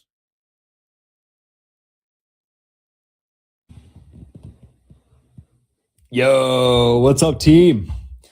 Hope everybody's doing great. I wanted to do a live, come to everybody and just kind of catch up. A lot of crazy things going on right now. Obviously, tensions around the globe higher than we've seen in a long time. But I wanted to do these lives once a week. Eventually, they'll be in the Max Ready room. I'm building a full new studio for the lives. So I want to start here by giving this access to everybody, giving everybody the opportunity to come into the lives. But then eventually they will go into the Max Ready room, probably in the next couple weeks, but I'm building the studio right now. So good to see everybody here. We got Tim, we got Cypher, first, last, D-Stew, an OG. Love it, guys. I really appreciate all the support as well. Just throwing that out there. Doing these daily videos to me is something I'm really passionate about. I look forward. All right, I watched that. I spent a full year living with Yarbo, mowing grass, cleaning snow, and dealing with fall cleanup. And today I'm going to give you an honest, no bullshit review. I've owned my Yarbo since December of 2024. I actually started with a snowblower first, then I moved to the lawn mower, and then the leaf blower as the seasons changed. I also have the new weed trimmer on order, which I'm still waiting on, so I'll touch on that later. The reasons I wanted an all-in-one outdoor robot is pretty simple. I travel a lot for work. I wanted a way to keep up with the lawn care and snow removal without hiring somebody or without coming home to a complete disaster. At this point, I've used Yarbo in summer, fall, and the winter, so this isn't a first week or first month review. This is real ownership, real maintenance, real failures, and real wins. Before buying, my biggest skepticism was the technology itself. It took years before robot vacuums became reliable, and outdoor environments are vastly more complex. Different yard layouts, slopes, snow types, lighting conditions, and because of that, I knew that there would be gaps between AI promises and real-world performance. The biggest promise Yarbo made that I wanted to test was autonomy. Could I actually rely on this thing when I wasn't home? For anyone new to Yarbo, this is a modular robotic platform. Instead of buying separate machines, you have a single robotic core and swappable attachments. Mower, snowblower, leaf blower, also comes with a plow blade, and now they even have weed trimmers. What really made Yarbo stand out to me is simple.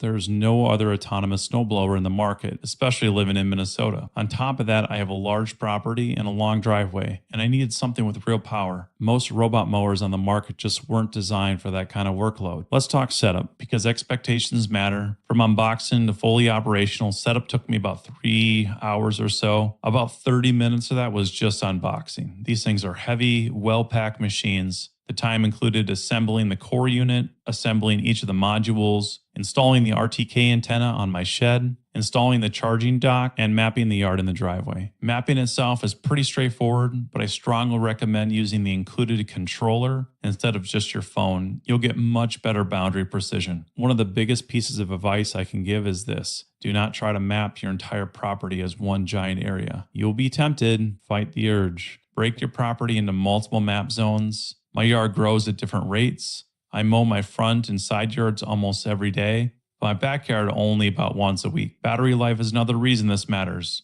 If your property is too large for a single charge, breaking areas up lets you prioritize what gets done first.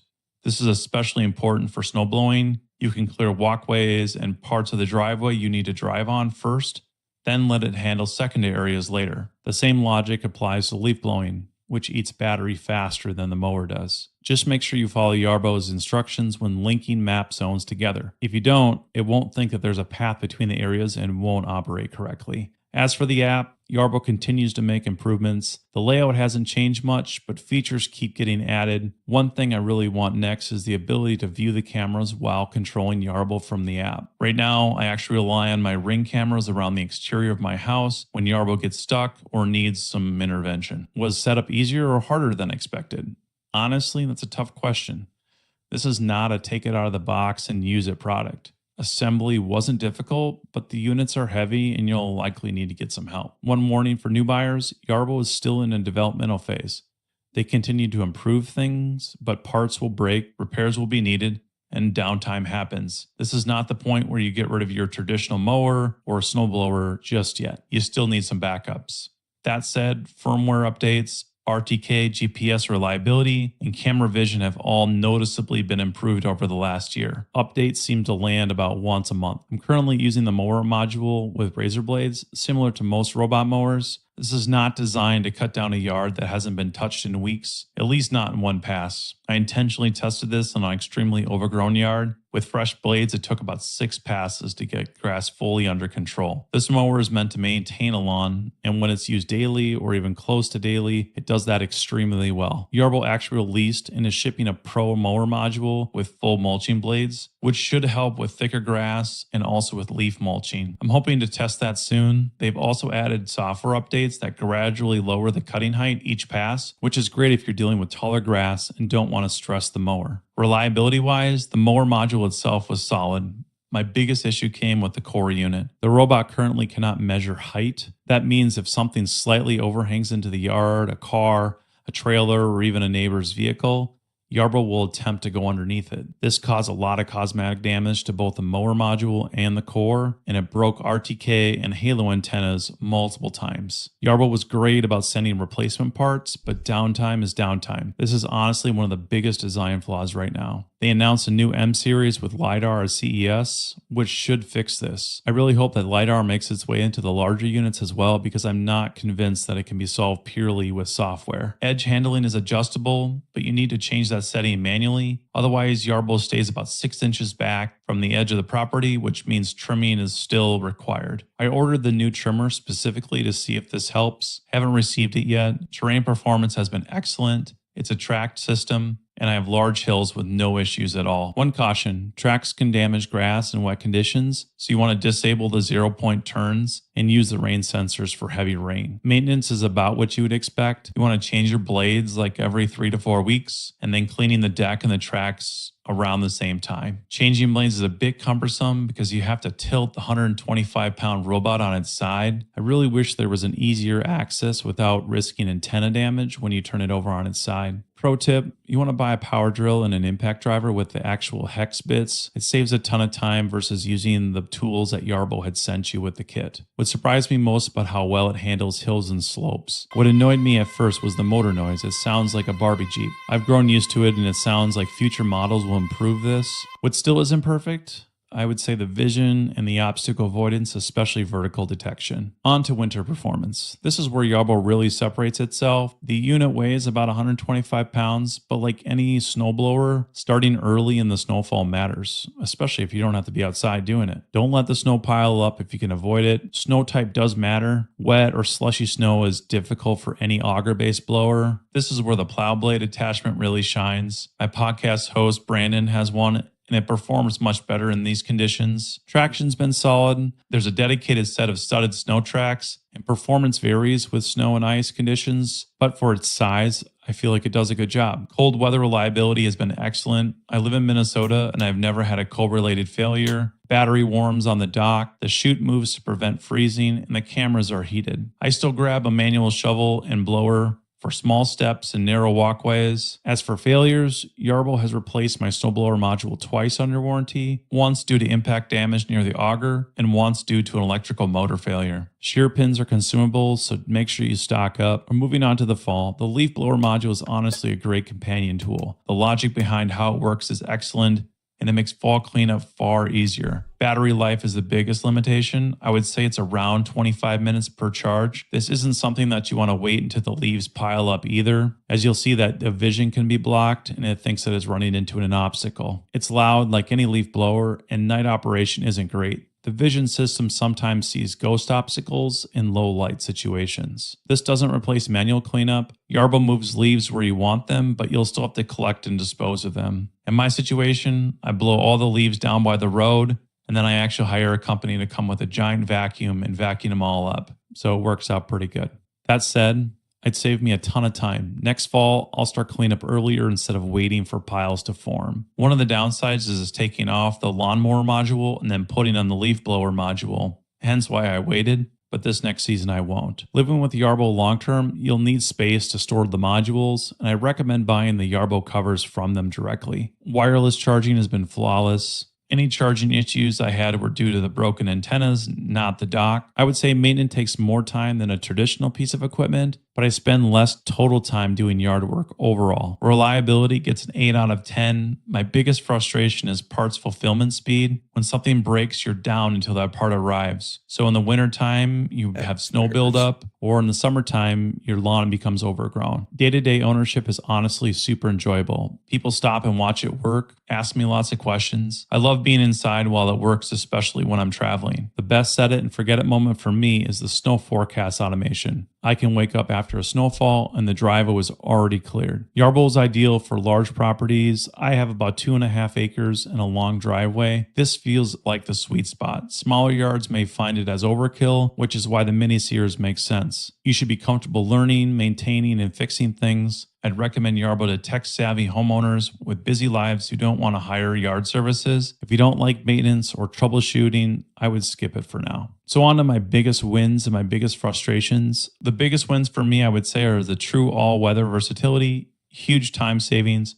the cool factor, and then also just really great customer service and support. My biggest frustrations would just have to be parts fulfillment time, the vertical obstacle detection, and then just overall software bugs as they do updates. In my opinion, a second version becomes a no-brainer with better vision, LiDAR, and then continued software refinement. Would I buy this again? Absolutely. With all the improvements since I bought mine, new buyers are getting a more refined machine and company. It replaced my mower and my snowblower. Leaf cleanup still needs help. Year 2 will focus on the Pro Mower module, the weed trimmer, software improvements, and then also testing the new M series. I'll drop some affiliate links and Yarbo's website down in the description if you want specs. Feel free to drop questions and I'll answer them from real.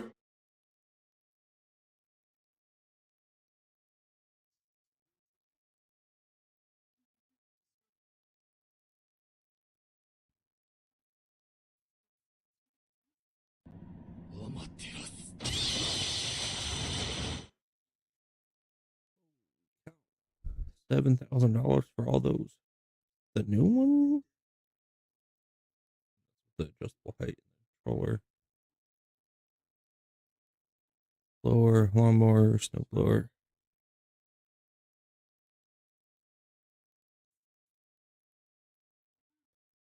Sheesh. It's not cheap.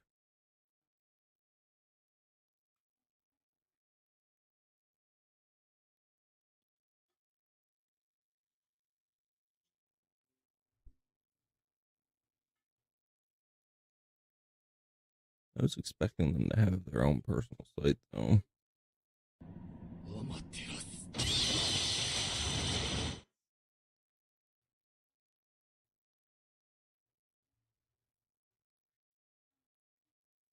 That's the blower.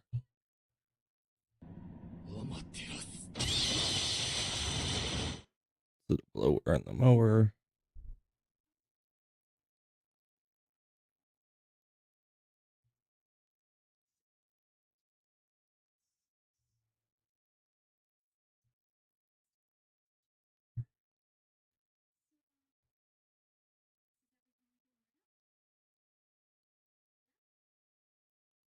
I mean, it's only straight $800 for the 4-in-1.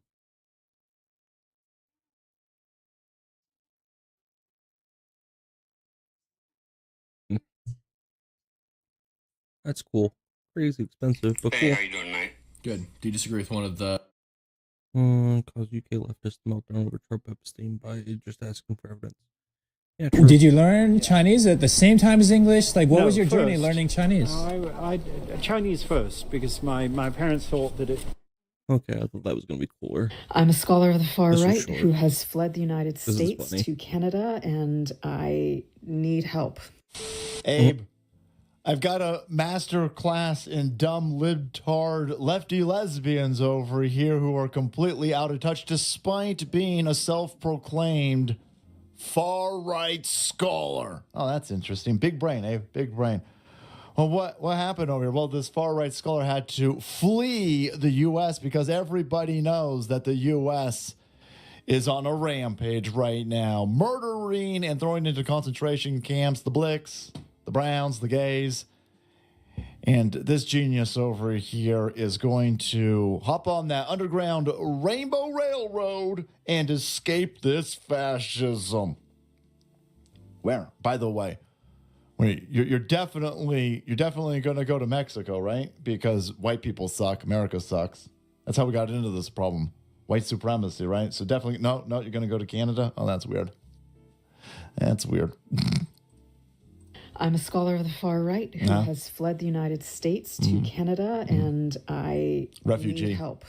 The situation in Canada is absolutely dire. For Americans who don't know, the housing crisis here is worse than in the United States. That's hilarious. The far right scholar, Abe, did a whole lot of research on the far right. Not so much the far north to figure out that, no, the place that we need to, again, model our economic system off of, right? Because the Canadians, they've got free health care. Yeah, you wait 24 hours for a nurse. Yeah, no, I'm good. I'll pay for health care over here like a dumb idiot. Yeah, your financial system is way worse than ours. Well, Well, wait, you would think that before you packed up your lesbian family, you would, I don't know, look into it. No, too busy monitoring ICE, huh?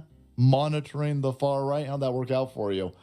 Well, now this idiot is complaining because they-thems need some handouts. No, that's the problem. That's the problem. Yeah, with the give me grunts, right? Yeah.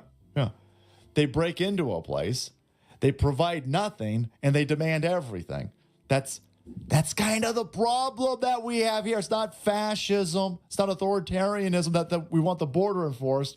It's that typically people who are jumping over the border are erratic numbnuts who are parasites and bring nothing to the table. So you should enforce your border against pieces of trash like this.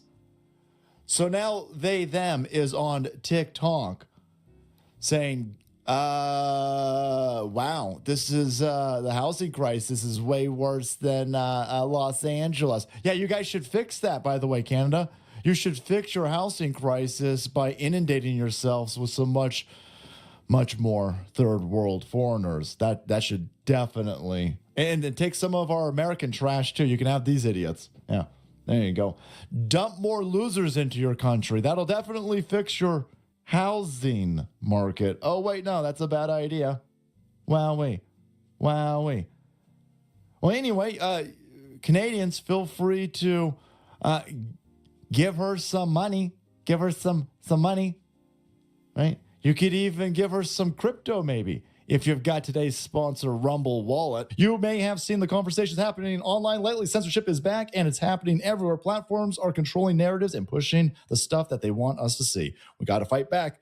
And Rumble is the only company that stood the test of time and deserves our support. On one side, Rumble is challenging big tech censorship, but now on the other side, they have introduced something that will give us protection from the big banks shutting us off. Banks can cancel your accounts, freeze our cards, so that's why they've launched Rumble Wallet, a wallet that no one can cancel, and a wallet that supporters can use instantly to tip creators like myself without the middleman taking cuts. With Rumble Wallet, you control your money, not a bank, not a government, not a tech company, not even Rumble can touch it. It's yours and only yours to protect your future and your family. You can use this. You can buy and save digital assets like Bitcoin and Tether Gold in one place. Tether Gold is real gold on the blockchain with ownership of physical gold bars. It's not only a wallet to buy and save, but also to support your favorite creators by easily tipping them with the click of a button. There will be no fees when you tip my channel or others. We actually receive the tip instantly, unlike other platforms where you got to wait for those payouts. Support my show and other creators by clicking the tip button on the Rumble channel. It's wallet.rumble.com, by the way. Download Rumble Wallet today, open an account, and step away from the big banks for good. Wallet.rumble.com, or just use the link in the description box below. Search for Rumble Wallet on the app stores. You can find it there as well. Yeah, I wouldn't be tipping her anything. Here's the tip that I'm going to give you.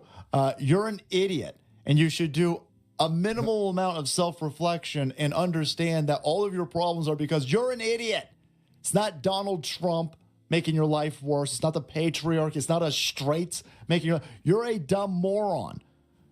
Watch this. So this idiot is going to fully acknowledge that I got to flee America because America won't let the LGBTQ show porn to small children, and it's enforcing our border. That's like racism, so I got to flee. That's weird. So you love immigrants. The cost of living crisis is worse here, especially when you are shut out of the healthcare system, when you can't access any of the resources that Canadians have access to. And that's understandable. Why? You know, I'm not a citizen of the country, but... Wow. Wow.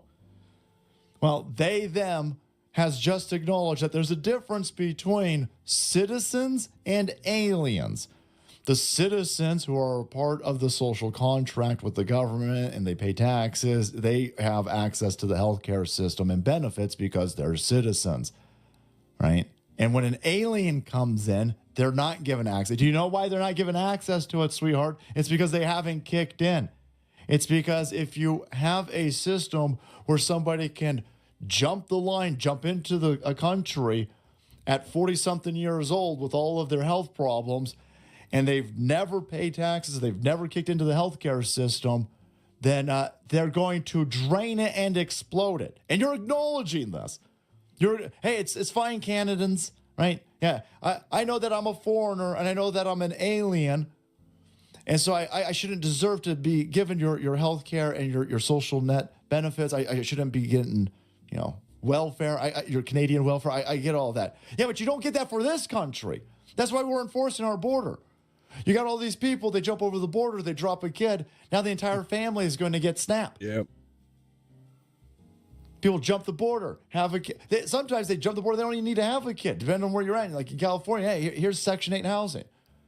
Here, jump into our ERs, jump into our public school system. You haven't paid a dime of anything, but eat up all of these resources in our hospital, eat up all of these resources in our schools, eat up all of our Section 8. It's totally fine.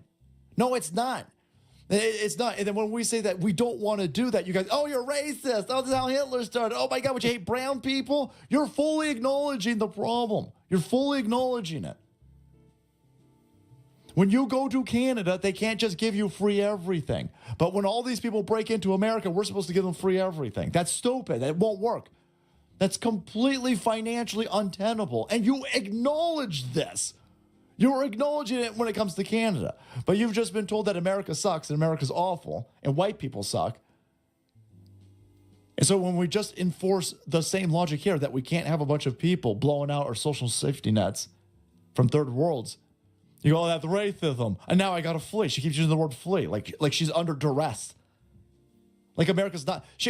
She went to Canada. She fled to Canada. And now, again, she can't work, by the way. You know why you can't work, right? Because every other country isn't just going to let people come in, get jobs, and undercut the wages of the citizens there. So you're on a visitor visa, so you can't work. You went to a place and you can't work, and you thought it would be fine. You've done zero prep for this because you're a moron. You're a dumb idiot. A dumb lefty idiot. In what world? I couldn't imagine not working for 6 months and being like, oh, well, that'll be fine. I'll just ask everybody around me to give me free stuff. That'll be totally fine. That's a total lefty mentality, and that's why you're a loser. So you broke into Canada. Canada does all the same stuff that we want to do here. Enforce our border, right? We don't want to allow people to jump over the border and then undercut the salaries of American citizens. That's fascism here. She goes to Canada. She goes, oh, no, I totally understand. But she's got a plan, guys. She's got a plan. What's your plan, sweetheart?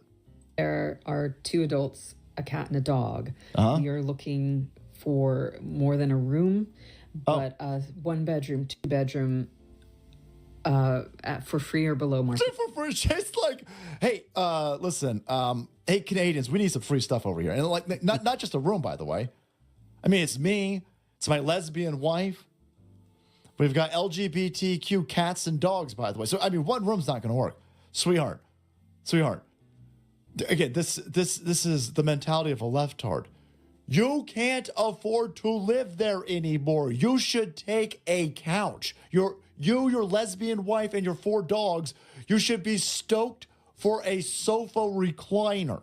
And you're like, well, listen, we can't just have 1 room, by the way. So, I mean, if you got an apartment, right? And not a studio, by the way. All right, we got a shower. We don't do that in front of the dogs, and so we need some privacy. So, I mean, if you got like a 3-bedroom house that we could have, that'd be great. Holy balls, Abe.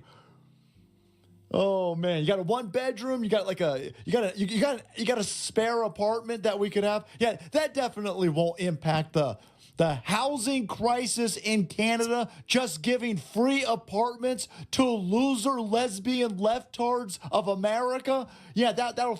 You lefties out there are the dumbest motherfuckers on the planet. It's incredible how stupid you are. Usually every problem that you have is a consequence of your own making.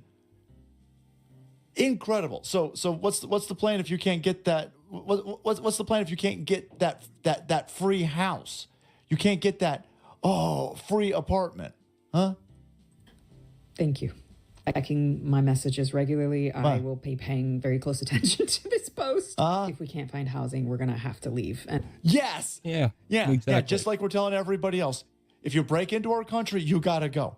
You can self-deport, or we can kick you the hell out. And you're fully acknowledging that when it comes to Canada and Canada's rights to do that, and totally oblivious when it comes to our country. Because this country sucks, huh? Don't come back, you stupid cunt. Don't come back. Stay the hell out. All right, guys, thanks so much for watching the video. Check out today's sponsor, Rumble Wallet, and then make way because the salt must flow. This is the cleanest. Paleontologists have made a spine. Yeah, we go to the bathroom. I'll be right back.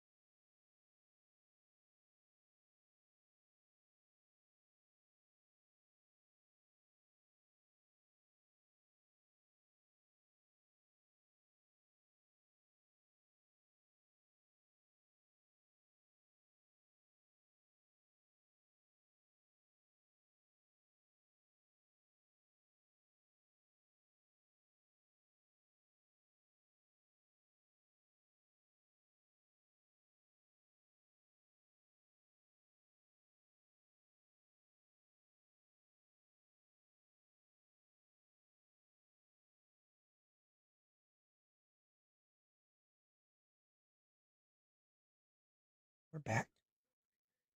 I've been looking forward to this one. This is the dinosaur, the new dinosaur. 2 days ago, I think. That's what it said. You discovered a new dinosaur in the Sahara Desert. Yeah, I don't know what it is, but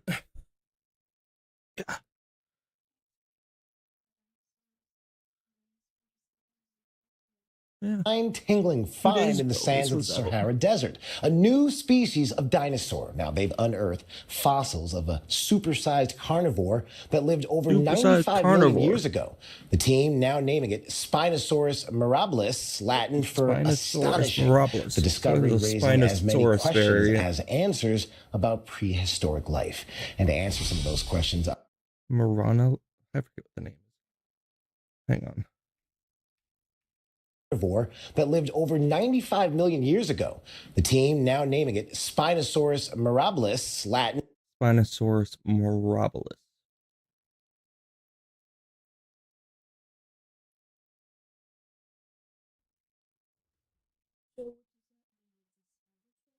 Yeah, it's a variant.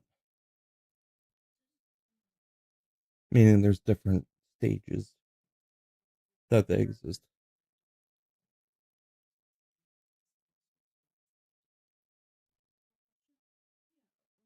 Could have a shorter spine, different teeth, different legs. Could have something different about it. It's still a Spinosaurus.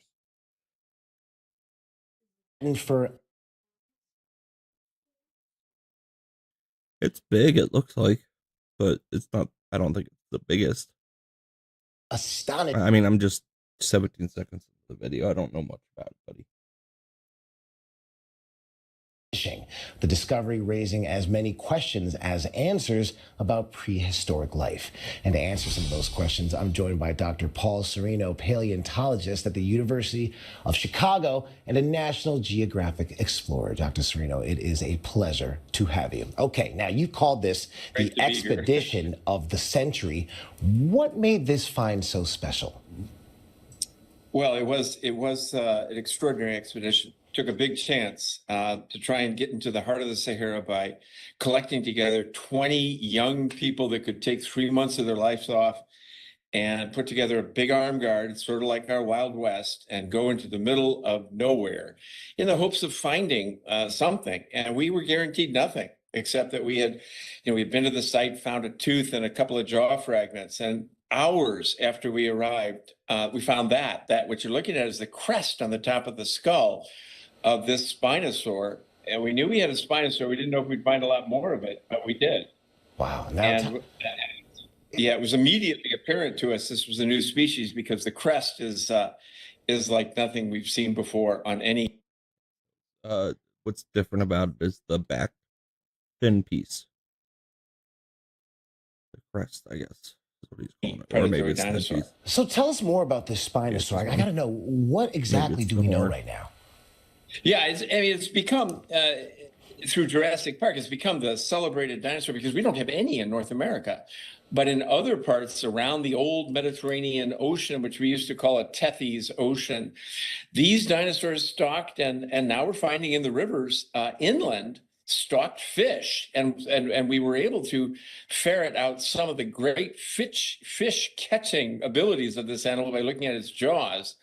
And it was we call it a hell heron because I think it was wading into the waters, scaring any kind of competitors away, and very much a display-oriented animal, but capable of just snatching a lot of large fish out of the riverways and the coastal region. And it's like nothing we've ever seen before. It's the size of T-Rex. It's 40 feet long. Wow, it's huge. Now, this Spinosaur, it differs from some of the other ones you actually studied. So what sets this one apart? Yeah, I'll just say, this is what they share. They share this kind of tooth that is straight, curved, no serrations. Looks very different than a T-Rex tooth. The original clues to this site I dug out of the library. A French monograph, you see my middle markings there, gave us a sentence or two about a tooth they found in the center of the Sahara. But then we put together the pieces of the dinosaur. As I walk behind it, it gives you a better idea of the size of this animal. Its teeth interlock, the lower ones coming outside the upper ones to snare a slippery fish. If you ever try to catch a fish with your hands, you'll know what I'm talking about. This is a fishing adaptation only this dinosaur, Spinosaurus, has. But this is what defines the species, the very low snout, and then this incredible crest that extends into the air with a covering, and I'm going to give you just a shot of the covering that we've reconstructed for it. That's the crest right there. Wow. It would have a covering like a live animal in keratin that would extend it a little bit further. It's about 2 feet overall. And so that gives us a couple of clues about this dinosaur, one of which is that it's a land animal. It's inhabiting the margins of oceans, the margins of riverways. It is not a diving marine Loch Ness monster, as some have proposed. This is sort of the coup de grace for that idea. This animal, I wouldn't want to be anywhere near if I was near the shore or on land. It could probably grab anything. It had unbelievable hands with claws, but it was primarily adapted in a way we've never seen for eating fish. And they were big fish. We're actually going to name a 12-foot superfish that we found not far from the dinosaur. I mean, just to see the teeth as big as your palm is just startling to imagine how big this dinosaur, how big this dinosaur really was. Now, do you think you'll find more dinosaurs in more remote regions, or do you think this is a one-off find? No, so for your listeners, I mean, first of all, we're in an age of discovery. We're naming more dinosaurs now than we've ever named before. So your kids and their kids, they're going to be in the heyday of dinosaur research. But not only can I tell you we're going to find more, we are going to name a lot more from that site. There are digging raptors you've never seen. There are crocodiles and all sorts of creatures that we have already found in the 50 tons we took from Africa on that legendary expedition. So there's a lot more coming. In fact, it really is a lost world we're going to describe. We've known about T-Rex, Triceratops, the duckbills for a century here in North America because we have excellent beds and because people have been going there for more than a century. We went to the center of the Sahara and found Africa's lost world. It is the last continent you're going to be able to describe immense creatures by the dozen to give us some idea of what was inhabiting that world. Wow, we cannot wait and see the discoveries you, your team, and other paleontologists around the world uncover for all of us.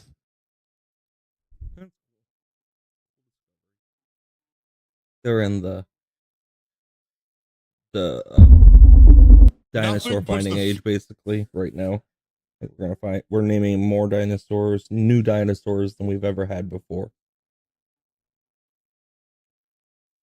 Research was limited, tools were limited. Not easier, but like there's more funding for it, more people are into finding dinosaurs. I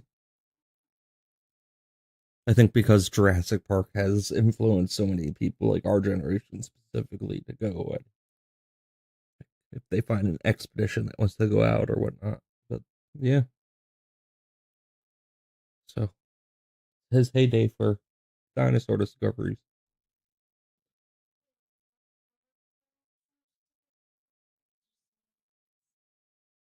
It's the discovery stage for dinosaurs right now. And they're finding more and more dinosaurs that they're naming, like new names, new dinosaurs, new types, new stuff, like new variations. Others that haven't been named. And this was in the Sahara in Africa, so out in the middle of the desert, they found this dinosaur. And they found a couple other creatures with it too, so.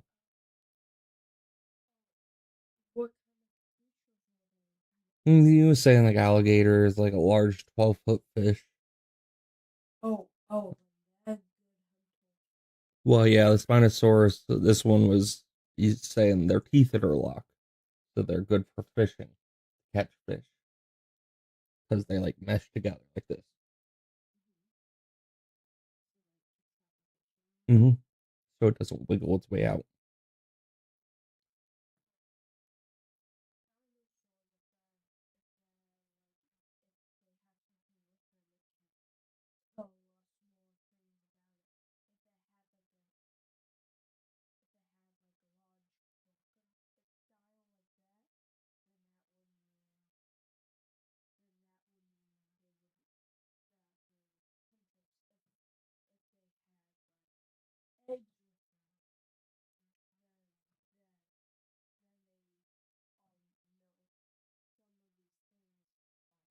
Scavengers and hunters.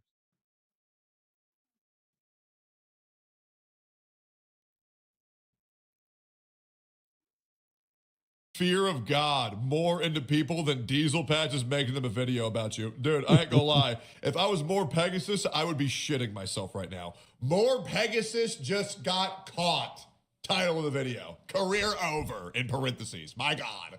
Let's get it. I am suing the YouTuber More Pegasus. If you guys haven't heard yet, Pegasus recently uploaded a video titled The thing is that when Anissa says small dick, I'm not sure if she's talking about his husband or the other countless men that his husband watches her have sex with.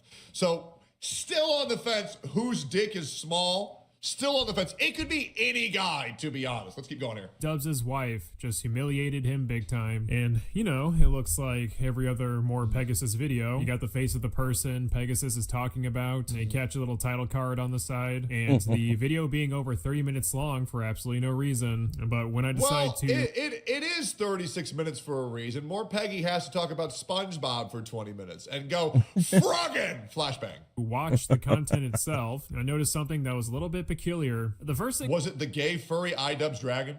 I noticed is that Pegasus used one of my YouTube thumbnails to introduce the topic of his video about iDubbbz without giving me any sort of credit, which is fine. Commentary YouTubers stealing thumbnails isn't anything new, but when you progress more into the video, you'll notice that Pegasus downloaded my entire video covering the same topic to use my clips that I gathered myself. How do I know this? Well, here Pegasus inserted a clip that came directly from my video. Notice the zoom in on Ian's dragon model face and the SpongeBob music in the background. All additions from yours truly. No, not my goat, Peggy. It seems that Ian has now embraced a new persona identity using a shittily rendered cartoon dragon and talks like he's living in the Middle Ages. They bring up her husband's military service, calling him a war criminal.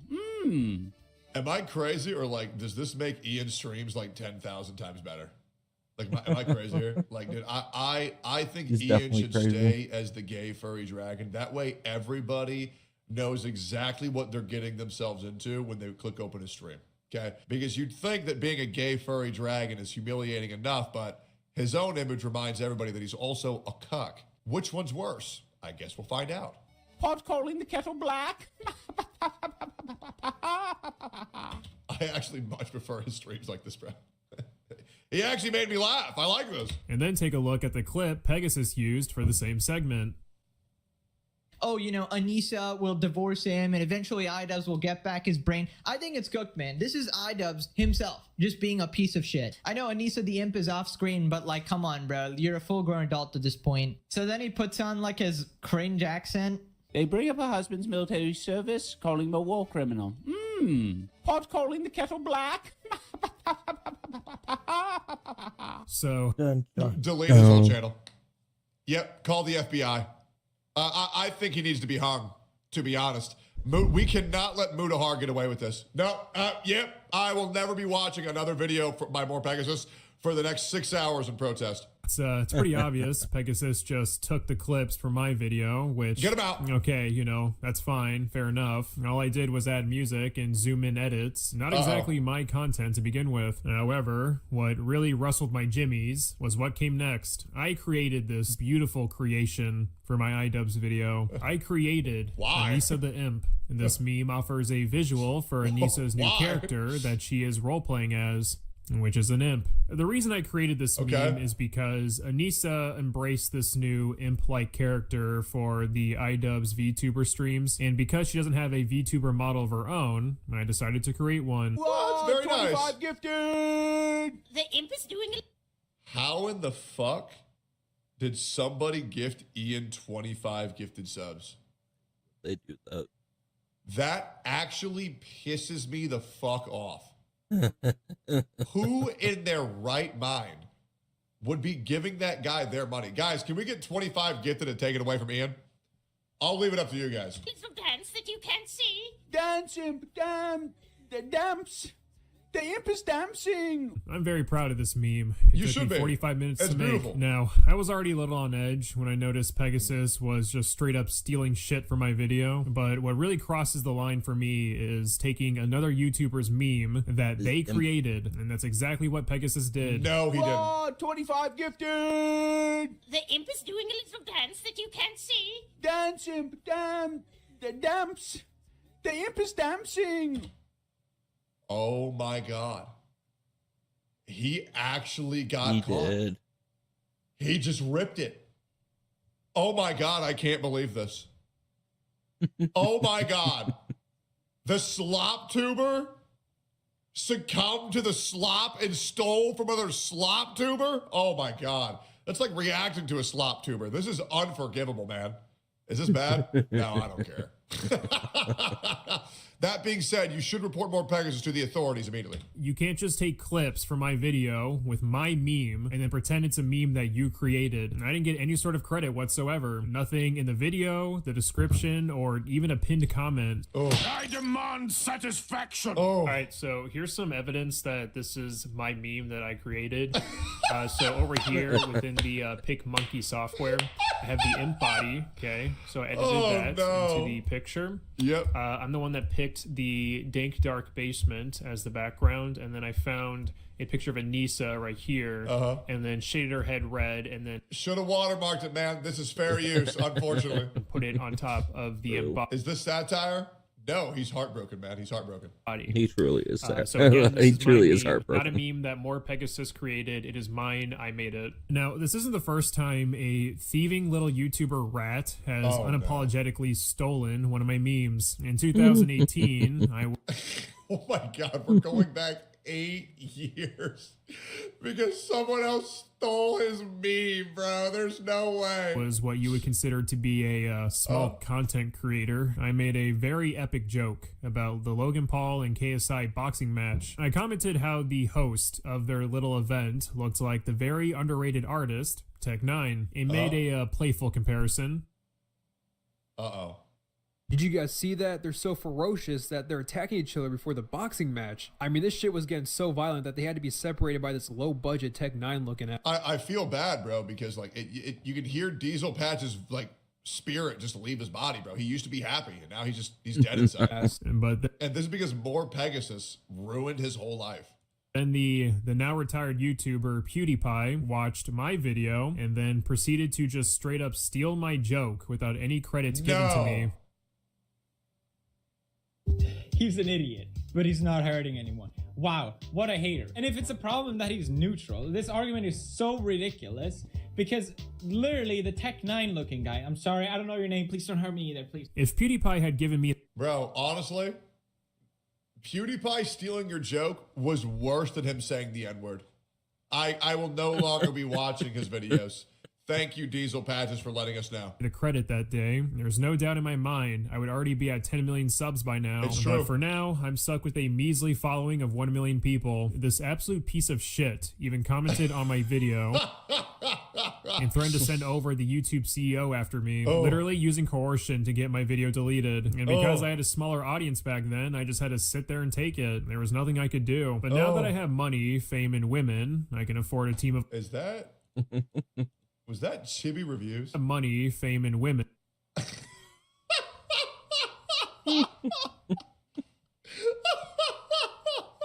Chibi did need to get to the gym, and he did. He is working out now. Good. Because that man lost everything. And when you lose everything, you get to the gym and you begin to rebuild. Feeling bad for yourself does nothing. And I can afford a team of lawyers to take down content thieves like More... Hit me up. Apparently, I have 5 lawyers. Pegasus. There's no doubt about it. I will be taking this fucker to court. I'm going to take every penny that he has. And I know he's going to get destroyed because he once threatened to sue me and it just completely blew up in his face. Almost 2 years ago, Pegasus was upset that during a competition I hosted, he lost his gold medal and I ended up replacing it with a bronze medal. Essentially, he went from first place in the competition to third place. After displaying poor sportsmanship, Pegasus then threatened to sue me. Well, it's been over a year now and I haven't received any sort of legal notification or have encountered an individual announcing that I've been served. So it became clear to me this loser bitch was just crying as always. Anyways, I demand that Pegasus sends me 75% of his channel's royalty earnings every month or I'll destroy him in court. You have 48 hours, pal. All bark, no bite, Pegasus. All bark, no bite. Hey, I'll be real, man. I think we need to get the authorities involved immediately. Yeah, obviously, if you guys can't tell, this guy's just a fucking shit poster, bro. Hilarious. Anyways, More Pegasus. He's done. It's over. This time for real. He's cool. I don't know if I'm... We have here a Muslim migrant in Belgium who confronted a disabled man in front of his own house eating a sandwich. For the follow, Sylvie. John Ramadan, he tells him to Much go back appreciated. inside. I have a lot of thoughts about this. Let's take a... Moi, je t'ai juste dit pourquoi tu fais pas le ramadan. Tu es loser. Catholique. Okay, shut up. Et t'as un problème? Hein? T'as un problème? Non, il n'y a pas de problème pour ça. Je t'ai juste demandé parce que tu manges, quoi. C'est pourquoi je te demande A shorter si monk pas le clip. ramadan. Non. Et t'en dis quoi pour le ramadan? Hein? Is this French? M'en fous. C'est pas ma religion. Mais normalement, quand tu dois manger à l'intérieur parce que nous, on fait le ramadan, on ne peut pas te voir. Ouais. On ne doit pas te voir manger, tu vois. I can get one of those brushes. It might actually help me walk better. Tu vas aller manger à l'intérieur? Hein? Merci beaucoup. C'est gentil, merci. This is crazy to me, bro. It's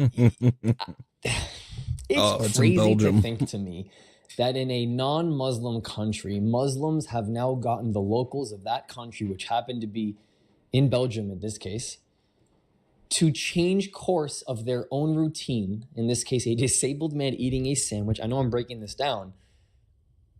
To respect the fact that it is a holiday in the home, in the land, in the roads, in the establishment, in the society of a country that is not Muslim. It's incomprehensible for me to imagine. And God Saad was recently on Piers Morgan, where he was trying to frame to Piers that we have an increase in radical Islam in places like the UK and the United States.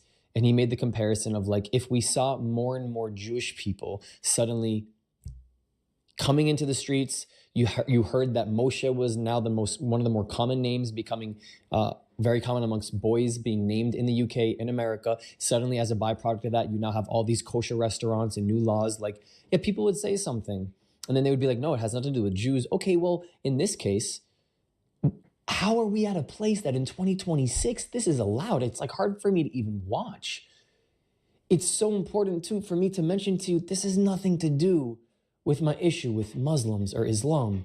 Ladies and gentlemen, let me remind you that this ball is the literal, the DNA, the chemicals, the makeup of every fiber of my being is basketball, which gave me a perspective on the world in different people, faiths, backgrounds, ethnicities, religions, menus, cultures, holidays. I've done it all. My ex-girlfriend's black. Like all my friends, one's family comes from Nigeria, another from Jamaica, another from Haiti. I had a very good friend in high school who's from Pakistan. He's very, very, very religious. I've seen his cousin get married at a mosque. I've broken Ramadan fast with him as an Israeli Jew in their house, as they respected me the way I respected him, inviting him to my house during Passover. Do not get it twisted, yo. This is my shit. Like, this is, like, if there's anyone to talk about this from a nuanced perspective, it's me. This has nothing to do with, I love religion. I love faith. I love watching people observe and pray and connect. I almost cried at a church service in 2025. I literally almost cried during my first church service. I was wearing a yarmulke. They know I'm Jewish. I do not believe in Jesus. It has nothing to do with like, I'm anti-Christian. I just don't believe in Jesus. So we can call it quits there because I'll respect you if you respect me. It's like, so these things get lost in translation, but this isn't okay. Like, how is this okay? No society would be okay with this, especially in a Muslim country. I don't know, yo. Like, is it like is it just normal now? But 20 years ago, if we saw this, everybody would be all over it. Everybody would.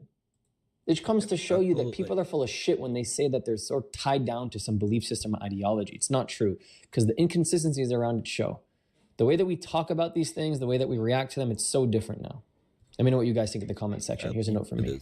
Here are 4 ways you can help us grow if you believe in our mission. On Buy Me a Coffee and Okay.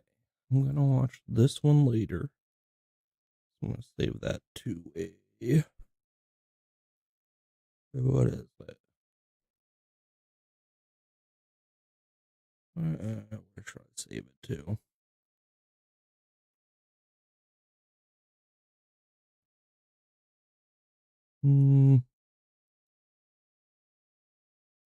Save it to the new stuff. Okay.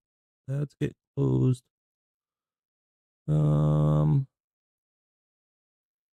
Yeah, this was just too long for me to do tonight. I'm gonna put this in the debate category.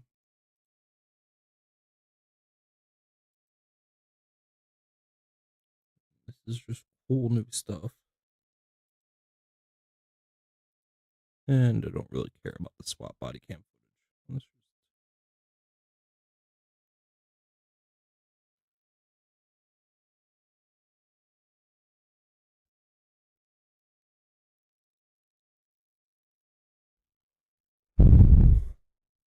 Yeah, I just don't think it's going to be strikes tonight.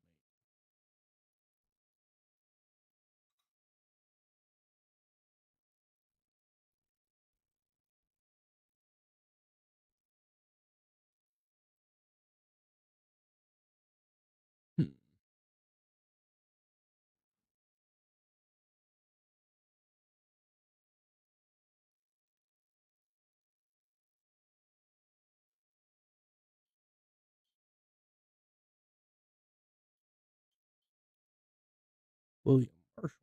That's getting saved in my history playlist. Yeah. More history. Oh, even more history. I like hearing about like Hitler's like weird fascinations with like relics and stuff.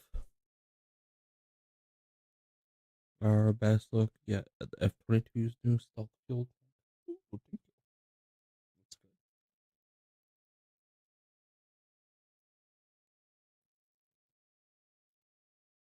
That's good. Let's see what Mesher has to say. The Gerald Ford just entered the Mediterranean. Here's what that looks like.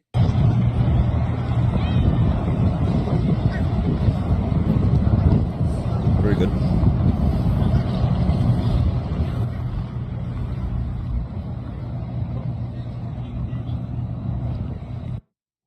Okay, so that is a one big ship that has come into the Mediterranean, and we're talking about a narrative war, but there's a very kinetic war that is about to happen. Let's watch an Israeli news report. Actually, let's watch an Israeli news report from Channel 11 about what's happening in Iran and the preparations for war here in the Middle East. Let's take a watch.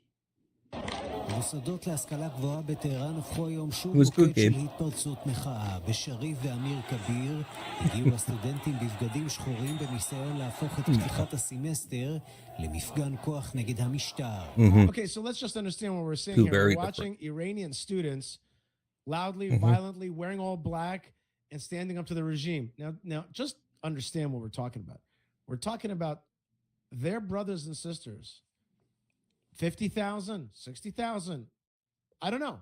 Some number were murdered in the streets. This standing in protest, although it's in large groups, it doesn't mean that you're going to be safe. So there's courage that's happening here. There's courage that's happening here. And they're calling death to the dictator, death to the regime. That's what's happening in Iran right now. באיראן מציינים בימים אלה 40 ימי אבל לנרצחי המחאות. 40 days, they're commemorating 40 days since the great bloodletting in the streets of Iran. משפחות חוזרות אל בתי העלמין למפגן של זעם במסווה של חגיגה, הילולת מחאה לזכר אלה שלא ישובו עוד. They're using the 40 days, the mourning period, as also a protest. So they're using they're wearing black, and there's it's not just mourning, it's actually a protest movement.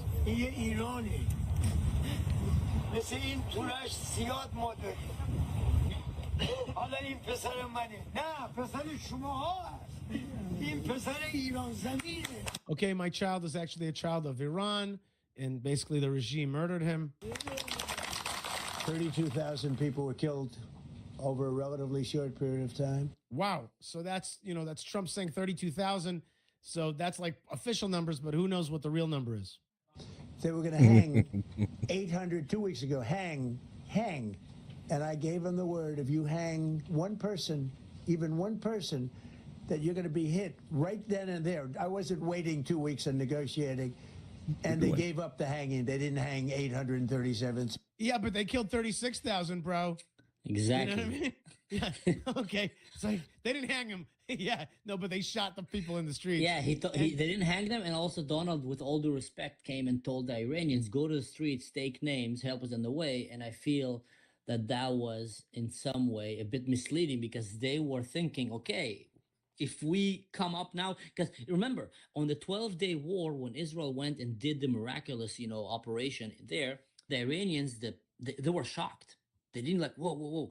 And there was a lot of feeling of missing there. Like, if we would have went to the street then, maybe we would have been able to take down that regime. So not... And, sorry, was I... Yeah, we lost you for a second. All right. Then we got you back. Go ahead, say it again.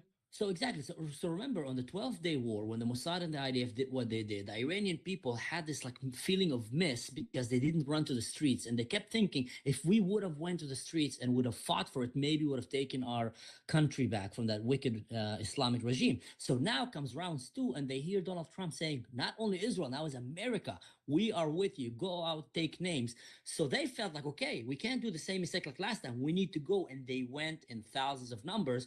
But then it started getting dragged and dragged and dragged. And now you're having just thousands of people being killed. But what's admirable is seeing that they're still going. These are people, you need to understand, these wicked regimes like the Islamic Republic of Iran, Hezbollah, and all these, other regimes, they don't stand work, up from first of all, internal to defend pressure. their citizens from utter threats. Their first military focus is how can we oppress our people and protect the government from their own people. So they're very good at killing their own people. Only when they establish that, now they're safe from the people who might revolt to come and take them down because they're oppressing them. Only then they start focusing outwards. So they're very good at killing their own people. So that's right. The people in Iran are extremely, they don't have guns. They're not like in America where people can have guns. People can protect themselves. They have nothing. Literally going in the streets, and they're dying in the most horrific way. And if there was ever a cause that the West should rally behind, Yishai, that would be that. You can still be an anti-Semite and hate the Jews, hate Israel, but stand with Iranians. They're not Semites. They're not Jews. You can still stand with them. So come on, guys. You hate us.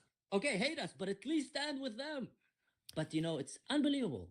Right. Well, one of the things that people understand is that somehow, if you support the Iranian people, you're really supporting the fall of the Iranian regime, and the fall of the Iranian regime means you're you're causing the fall of Hamas, Hezbollah, the Houthis, and that Israel is going to prosper.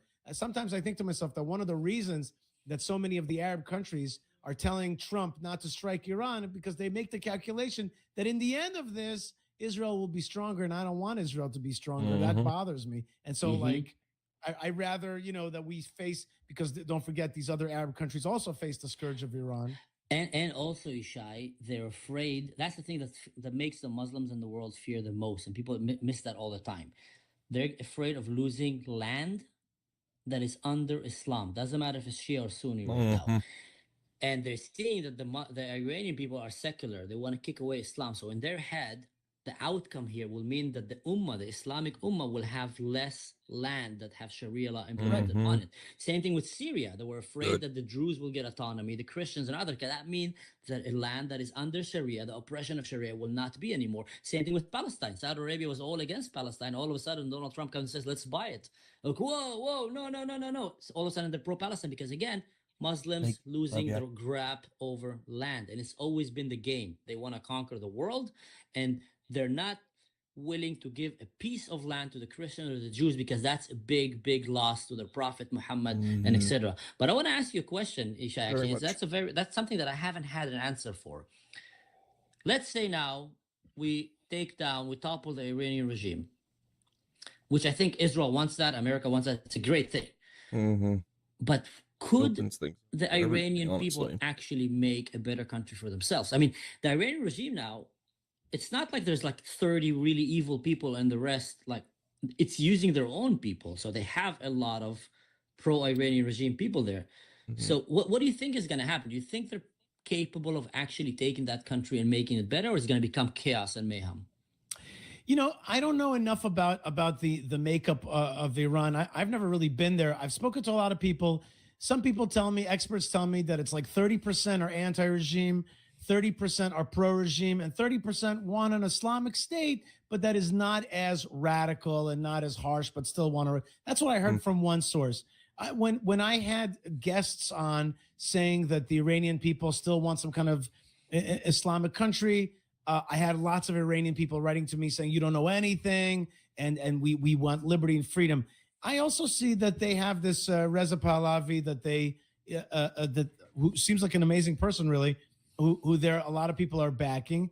So I don't really know the answer. Like it's a little, you know what I mean? Like Iran is it has a lot of different peoples in it, different ethnicities. It is on the one hand an ancient country. On the other hand, it's got all these other people's, like, Azeris and other people that are there. And so, it's one of these things where if you ask me about Israel, you ask me about the Arabs in my region, I know a lot about it because I've seen it, I felt it. I feel in general that it's very hard to talk about a country until you're there, until you've seen it for yourself. And the only thing that I've seen is, the show Tehran, and I've also been to Los Angeles, Tehrangeles, but like, I don't know enough really to say it. But I trust that the people of Iran are smart, are ancient, and they'll find a way to have a better regime. I think that they regret the 1979 revolution. And I see those students in the streets, and I want to believe, now the one thing I think I would say to you is, let's not make the same mistake that we made in Iraq, thinking that, like, let's just go in there, we'll liberate the people, and they'll just work it out magically. No, they're probably going to need some counseling, some helping, maybe some intermediate government that is forced, and then the people will start to get organized, not just to leave it to itself and into bloodletting and into chaos. Yeah. So I would say that we have to make a plan. But your critique or question and critique is fair. I've heard that from other people as well, saying there doesn't seem to be a very planned out revolution that there's not like a government that's waiting to come in. I would ask our friend Meyer Tusi, who came on the show, and he's an Iranian guy, and he knows the stuff, just like I would ask you about Druze and what they're doing and how they're faring. By the way, how are in short, I want to go to my next guest, but I just want to ask you, Mansour Ashkar, how are the Druze faring? You and I a few months ago were on together. They were being massacred by the Syrian regime. Syrian jihadist ISIS type regime is still there. How are your friends and family and the people that you represent doing? So they're not doing too well. They're still under siege more than 224 days, if I'm not mistaken. Under siege, cannot leave the mountain. If they go out, they get picked, shot, kidnapped, and murdered. And not only them, but also all the other minorities. As we're speaking, if people haven't noticed, whenever there's a big world catastrophe or event, that's when the Syrian regime chooses to focus on another ethnicity and basically cleanse them. So now the war in Iran, they went on the Kurds. When everybody's eyes on Iran, they went on the Kurds. Before they went on the Druze and the Christians. And before that, on the Alawites. On the Alawites, exactly. So every minority, which was the whole idea before, to cleanse Syria from all the non-Muslims. So if you're talking about a real ethnic cleansing that is happening, it's in Syria. Now, what's concerning to most right now, the Druze and the Christians and other minorities in Syria, is seeing how all of a sudden, under the leadership of Tom Barak, America have abandoned the Kurds, which were their allies on the ground, and went and sided with ISIS and Al-Qaeda. And then they went and killed the Kurds and released all the prisoners from the jails, like literally released ISIS prisoners with Syrian soldiers wearing ISIS patches, and did that with the support of America, because Tom Barak went in with a clear statement, even, we are now with these guys, they're helping us fight ISIS, but they're not. So the people in Syria are seeing that, and they're terrified, because they're thinking like, wow, next round is going to come again. And it looks like they managed to actually fool the Americans to believe that ISIS and Al-Qaeda are the good guys, and anyone who's fighting them is the bad guys, which is something unheard of. And the average American doesn't even know about that. Yep. Here, you want to hear a crazy conspiracy one? That's a good one, actually. So Kurdish soldiers who are fighting with America to defeat ISIS, who are backed up and trained by the US, and they received US equipment that had a dead man switch in it, which means if it ever falls into the hands of ISIS, America had the power to stop that equipment from working, from rocket launchers all the way to armored vehicles and etc. Some Kurdish reports are saying that these weapons and technology stopped working when ISIS and Al-Qaeda came to attack them, because the Kurds were the strongest army in Syria. The strongest, and they were taken down in 2 days. Unbelievable, like completely. So some of them are saying, did America shut the switch on us? What happened here? Or the Turks got permission from the Americans, tell them, listen, shut the switch, we're gonna go fight ISIS. So they sold them this kind of lie, and America said, okay. Tom Barak convinced the US, listen guys, and Tom Barak is very, very invested. I call Tom Barak the Arab Epstein of the Arab world. If you see the level of corruption that he is in it, when it comes to Arab elites in the Middle East, is insane. He was investigated by the DOJ for that exactly. for being an agent for these countries. And he was also on the Epstein file. And he's right now leading this thing that is devastating, catastrophic for Israel, for the Middle East, for all the minorities, which is empowering Turkey and the jihad in Syria to come and be the strong force that takes Syria and bring again an October 7th threat into our borders. They also want to put them in Gaza. Mansoor, I'm going to ask you to send me some more information, videos or articles on this. I need to know more about this. I feel like I don't know enough about it, and I'm going to read about it and then have you on again to discuss what's really going on. I don't like to be, outside of the know, and I don't know everything you're talking about. And you know what? Again, it's this moment where I say Israel has a chance to empower the Druze, empower the Kurds, empower others, make them part of the satellites, arm them, train them, give them independence, and help create a kind of puzzle of the Middle East of anti-jihad, pro-liberty, pro-peace folks that are united in a kind of belt that pushes back on jihadism. That's not what's happening. That's not what we're seeing. Mansoor, I want to thank you so much for being with us. You're an Israeli Druze, a father, former IDF Special Forces officer. You live abroad, you're a YouTuber, and you're out in Oregon shooting guns with friends. I hope you enjoy the time there, and wish you lots of blessings. Thank you so much for coming on such short notice. Appreciate it. Thank you, Shad. The pleasure is mine.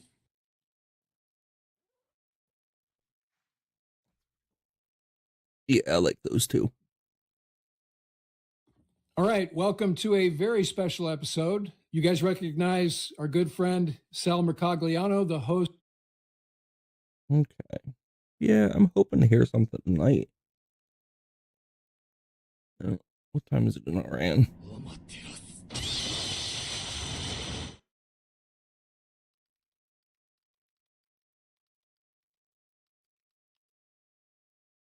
Yeah, not tonight.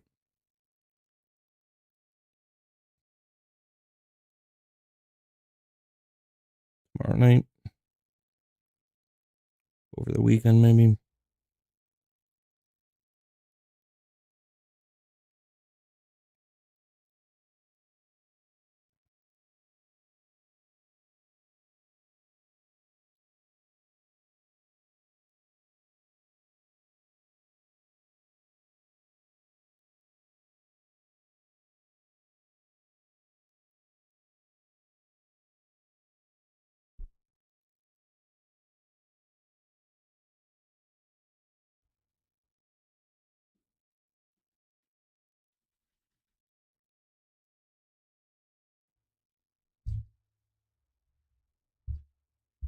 Love these carpet cleaning videos. They're the best.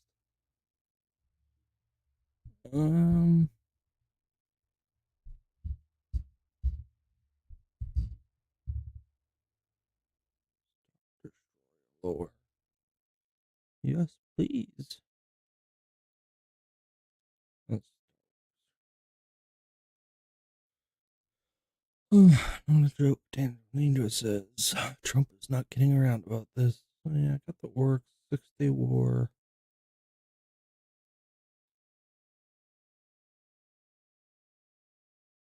It's made documentary for sleep. Yellowstone, the Sleeping Monster. I heard that's a fairy tale. BAFTA awards were a mess, and Sarandos. Ooh, Mexican-American War. Safe to play with. I already have it.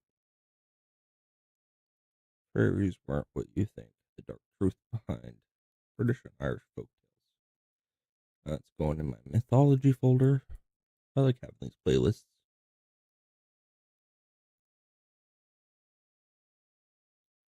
Song Piker's the villain. Halo, most detailed breakdown. What?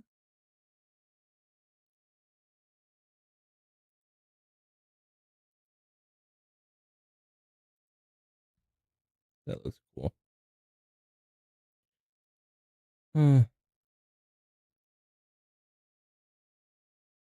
Man fan film. Okay.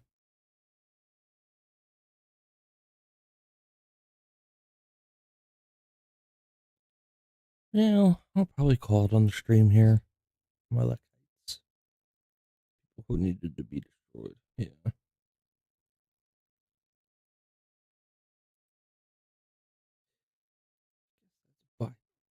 his stream.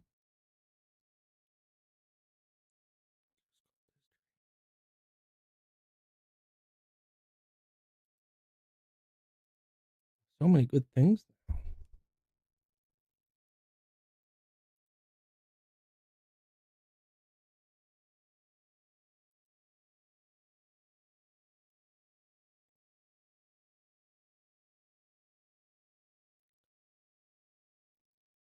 Okay. Yeah, I'm gonna call it in the stream. I appreciate everybody that came out and watched, and hopefully we can be back at it again tomorrow. But call it for the night. Yeah, 3.5 hours. That sounds good. Thank you, everybody. God bless, and have a great night.